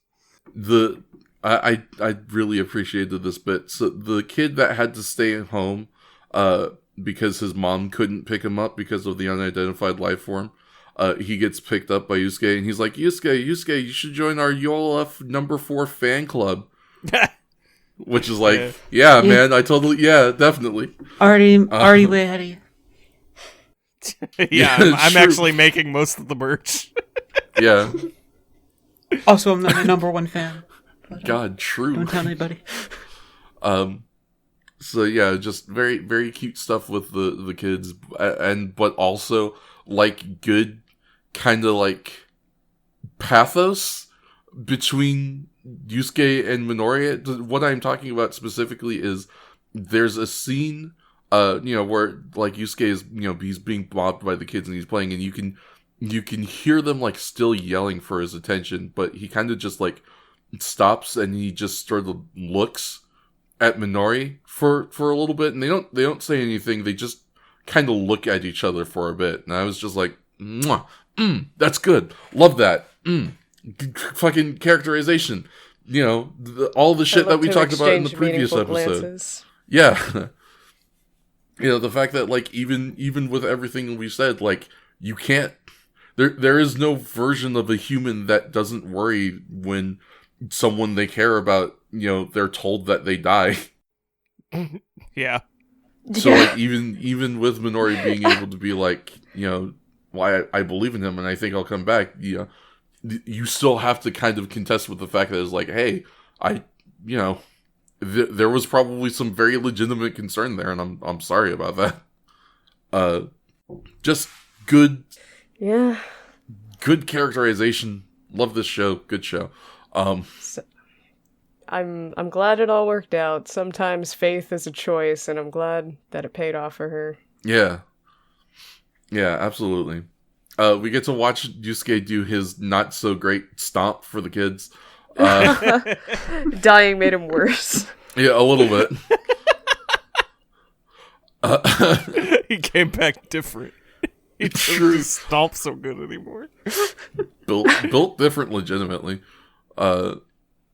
We go back to the river where we get to see the hand from earlier, and it's growing a tumor. Nasty. Yeah, it is nasty looking. It is very good practical effects on that fucking hands. Wretched thing in the world. Yeah, looks like a fucking Zerg egg. It looks like something that if I ever accidentally touched it, I would kill myself. Good lord! Like it is disgusting. Yeah, it is definitely like, really burn rough. this sitting down. It's over. Yeah, the very, very good. Sorry, just getting distracted looking at this. Very, very good practical effect there. We get the Grongi hanging out. They're like, "Hey, where'd Rose Girl go?"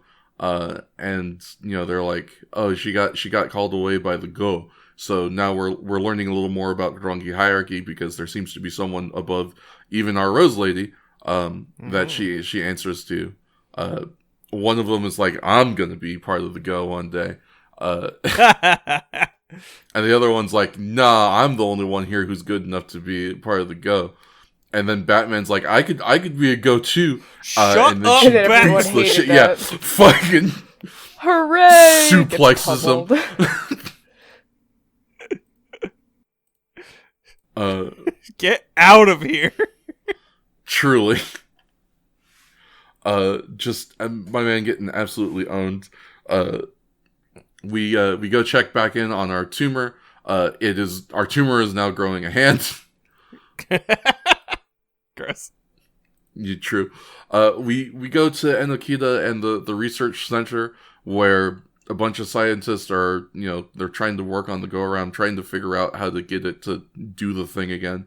They're like, as far as we can tell, this thing needs to absorb metal to reform. We tried to feed it the same metals as what the reports say it took, but there doesn't seem to be, any reaction, which led to a bit that I really appreciated, where Enokita's like, come on, if you're so picky, you won't grow up big and strong.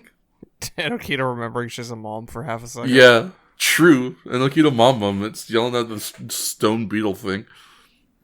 Maybe you should tell your son that sometime. True. Maybe you should give less of a shit about Gorem and more of a shit about your actual child. What a thought. So, Enokita does what she always does when she gets stuck, and she's like, I'm gonna see if I can get Yusuke to come back over and touch this thing. So she calls Ichijo. We get, this is the biggest Yusuke clown moment in the entire show, and I fucking love it. They get a call. I guess the call comes in on like the police scanner or something, so Yusuke can see it. And he's like, "Oh, it's Enokita. Hey, can I answer it?" And Ichijo's like, "Wait, what? No!" And he picks up the thing, and he tries to pretend to be Ichijo. The fucking face he makes. Yeah, it is I. Yeah. Hello, Ichijo here. Oh, it's me. Hello, I'm Ichijo, so I talk like this. I'm very serious. I don't know what that face was supposed to be, but it really made it. His face is so fucking good. He just does it for him. It's just for him. Absolute fucking buffoonery. I love it so much. Oh my god. Yusuke Godai has truly reached a level of enlightenment that we can only aspire to. Yeah, for sure. Absolutely. Have to give big shout out to my favorite line in this episode, and my single favorite out of context scene from the Jikai of the last episode. Yeah. Of Enokita yelling, "Come over here and touch it now." And him going, "Oh." I'm always saying this. Desperately need someone to come over here and touch it now. I truly thought that was going to be a comedy edit, and they pulled that one straight. It was just It was actually just the joke. The gag was actually the same. Yeah. God bless him. I love Yusuke so much. He's like, huh? Oh, okay. I'm hungry though. Can we go eat first? He's like, I want to go get lunch with my boyfriend first. And Enokita's like, yeah, alright, we can feed you here. And he's like, nah, I've got a special place I want to go. It's nearby. It'll be fine. And then he hangs up and fucking Ichijo snipes this out immediately. He's like, wait a minute, somewhere special, nearby. You don't mean? And then they're at Pol Pol. Cut. Yeah.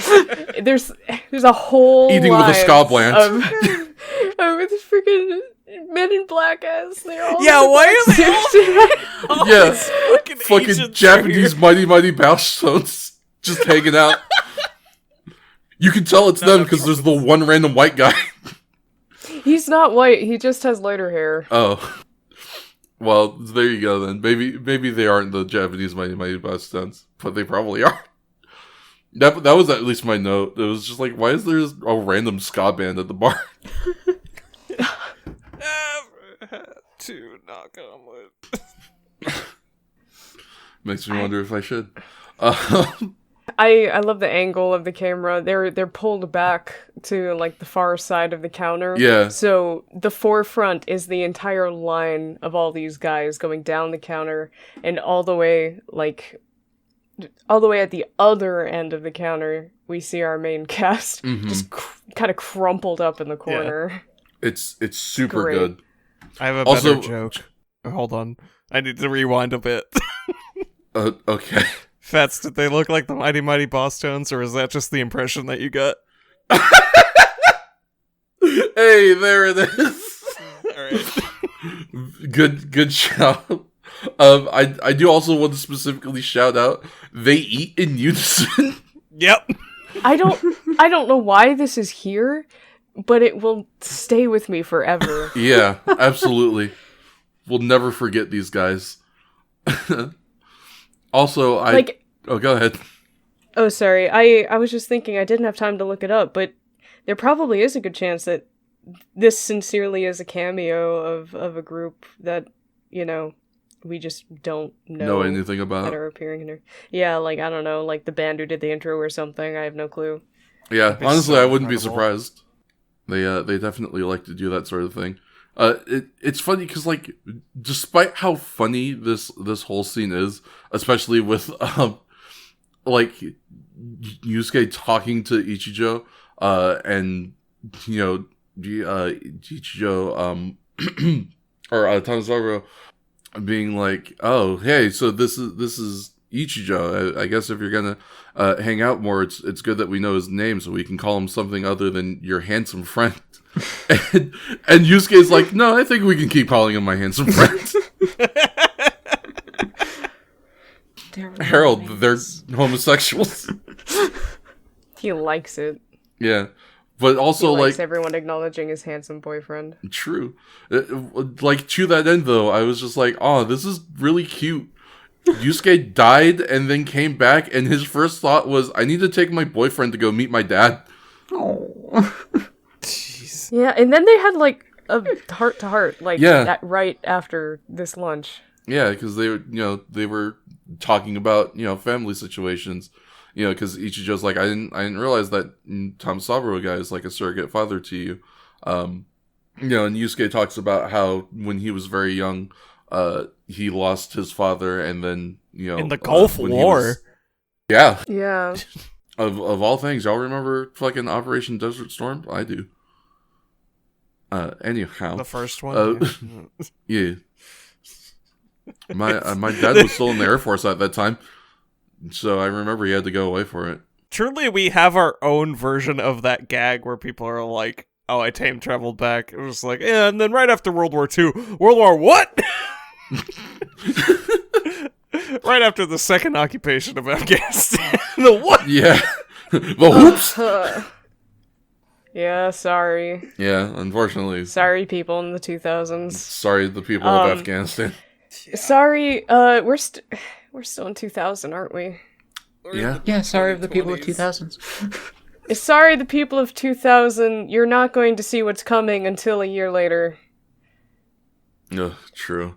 Anyway, they're heart to heart. They just, I kind of really enjoy how unceremoniously they just share their tragic backstories with each other, as they've both been revealed to us, the audience, already, kind of, with pacing. It's been sprinkled in with varying paces, depending on whether it's focused on revealing that or not. But now that we know, and they're close, the show is not remotely bothering with any of the arbitrary emotional roadblocks. They're just like, so what's your family deal? And they both entirely spill it. Yeah, it's a very intimate scene.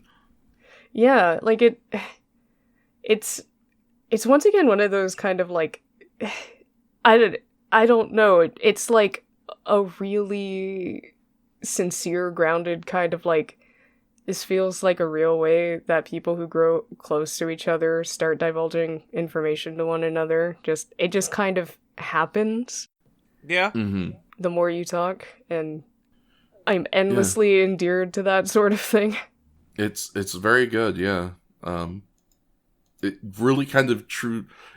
I think a lot of this episode is kind of proving or reinforcing Yusuke's kind of relationships with his friends and loved ones and stuff.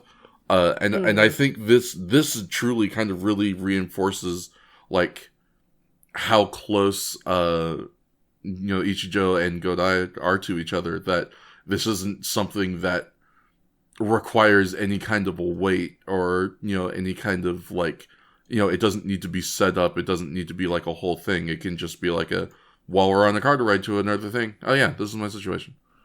Yeah, we don't need a context. I am simply happy to share parts of myself with you. Yeah. Because I fucking care you. Cries. Incredibly gay, yeah. Right. So unfortunately, this is too much positivity for the episode. We have to have a downside. Okay. It's Krongi time. Yeah, the slime fucking hand time. crawls. Yeah, it's fucking slime time. The mushroom's back, and he's slimier and deader than ever. Yusuke, your kicks were too cringe. They didn't kill Kanokomore. True! His fucking schnozzle survived and grew into another fucking schnozzle beast Kanokomore. So we get covered in mud. Covered in mud. I mean, you would be too if you crawled out of the river. Motherfucker looks like an urukai. We go to the research center.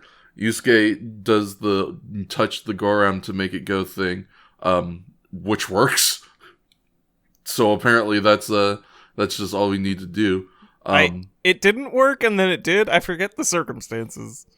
There's literally none. Something different sort of happened, or he was looking at someone or something. I don't know. I think he was maybe looking at the looking at his stomach in the area where the belt would be. So maybe that was that. But it's just he touches it. It doesn't work immediately. They're like, oh, there wasn't any reaction, and then after a little bit, it forms. So I don't know if there was supposed to be an implied connection of some time. I'm really not 100% sure. This bit's weird for the specific reason of we do a lot of talking about how Godai is Kuga in front of a bunch of people who I'm not sure if they're supposed to know that Godai is Kuga. They sure fucking do now. They're all just looking. They're just absolutely fucking rubbernecking it. Just okay, so we're just beans getting spilled all over the goddamn floor. Sure, fair enough. Another scientist runs in and is like, hey, you gotta fucking look at this. Oh my god. Wait, I gotta do the fucking classic action movie thing of, boss, you're gonna want to see this. Yeah.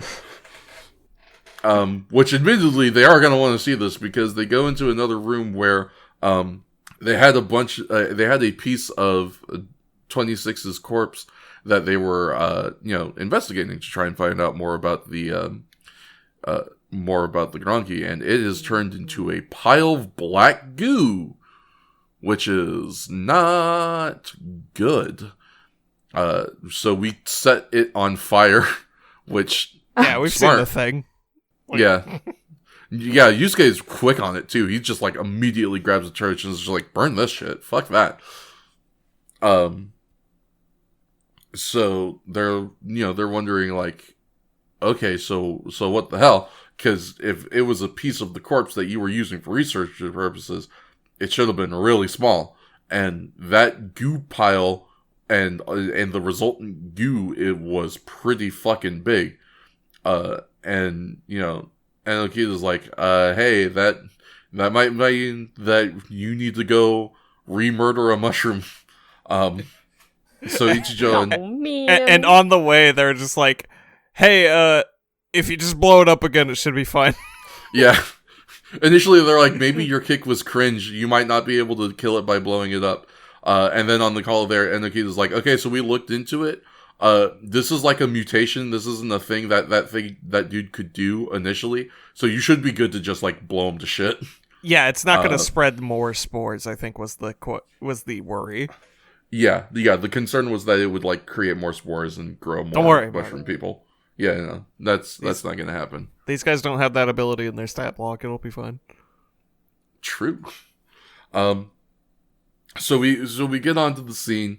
Oh right. Speaking of fucking talking about Yusuke being Kuga in front of people who maybe aren't supposed to know, he just goes running into the other room where the fucking Tri-Chaser is, and he transforms mid-run and then just hops on and peels out. That was such a cool shot. I love that. It was dope as hell, but also any number of people could have just been in there. This man exclusively runs in straight lines. Yeah. It was fucking wild. But yeah, we find our ULF. It's not too difficult to do. And we murder our ULF. It's also not very difficult to do because, I mean, let's be honest, it was a zombie mushroom thing. The circumstances where the police find this thing is so funny to me because they surround it and then just start shooting at it. Where you don't do that when you're in a circle. Nope, you're all pointing guns at each other. It's very silly. Why would you? But yeah, it's a quick fight, but it's a real knockdown, drag out fight. It's cool. It's brutal. Yeah, and then he does a wall kick and does a cool ass rider kick. Shout out to the fucking rider back kick. Shout out to the Ichigo variants on the rider kick. Which we got a couple of those in this show. This is also at the end of this, so the zombie mushroom melts, but this is where they point out that diegetically all these things have exploded and that everyone has made a note of that. Because they've talked about it in previous episodes.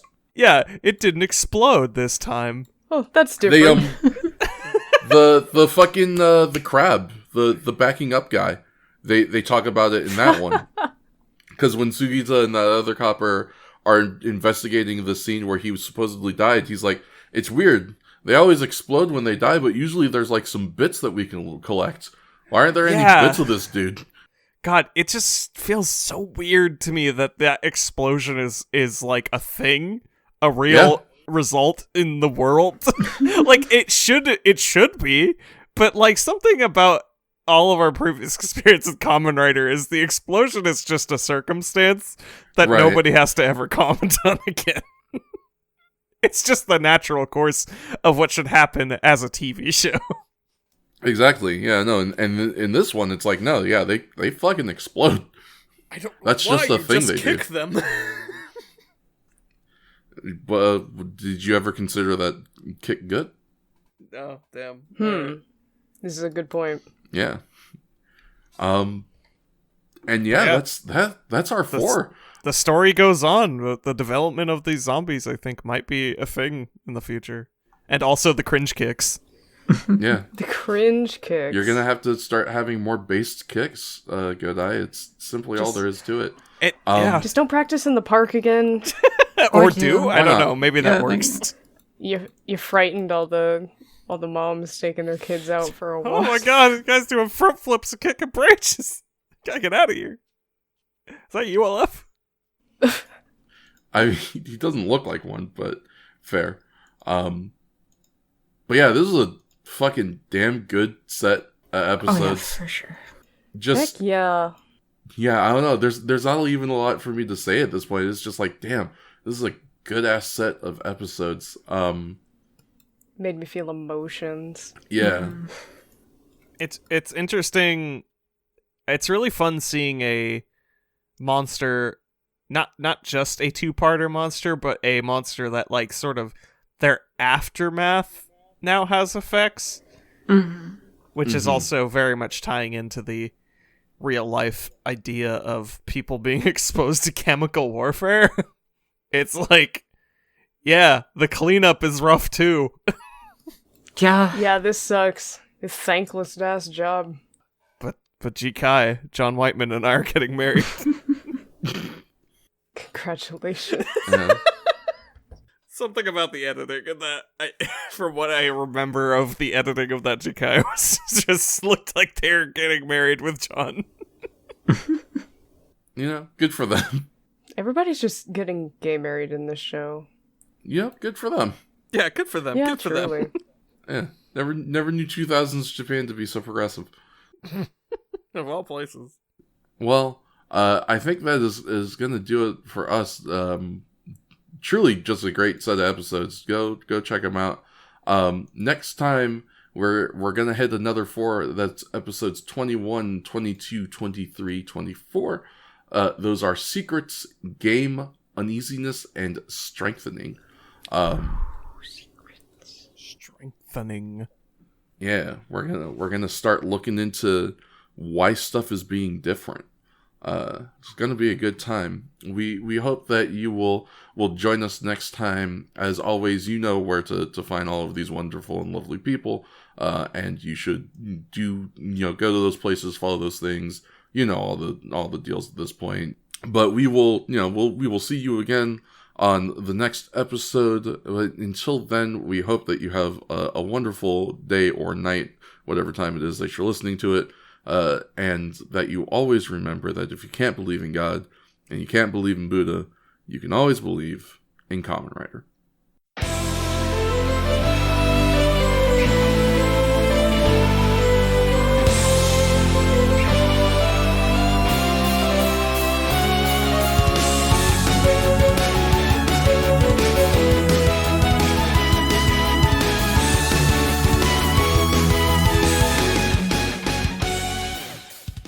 Thank you for listening to another episode of A Long Time Watcher, First Time Writer. If you enjoyed the podcast and want to help us out a little bit, you can head on over to the Patreon. Everything there is entirely free, but it functions as a tip jar if you like what we do and are able to support us. As for us individually, if you want to check out our random rambles and potential other projects, you can check out our social media links down in the description. And finally, there is an actual play OVA tabletop game, which is currently being run by one of our wonderful editors, Wurtzy. Two of the players are our wonderful co-hosts, Action Shakespeare and B-Drops. If you want to know more, you can head on over to @HarborTales on Twitter. Thank you very much for joining us for this podcast episode once again, and we hope to see you next time, for when we talk about how good Kamen Rider Kuga is, and as we do an in-depth, deep dive discussion on which Kamen Rider Kuga and Kamen Rider Ichigo characters would stab you if you asked them to.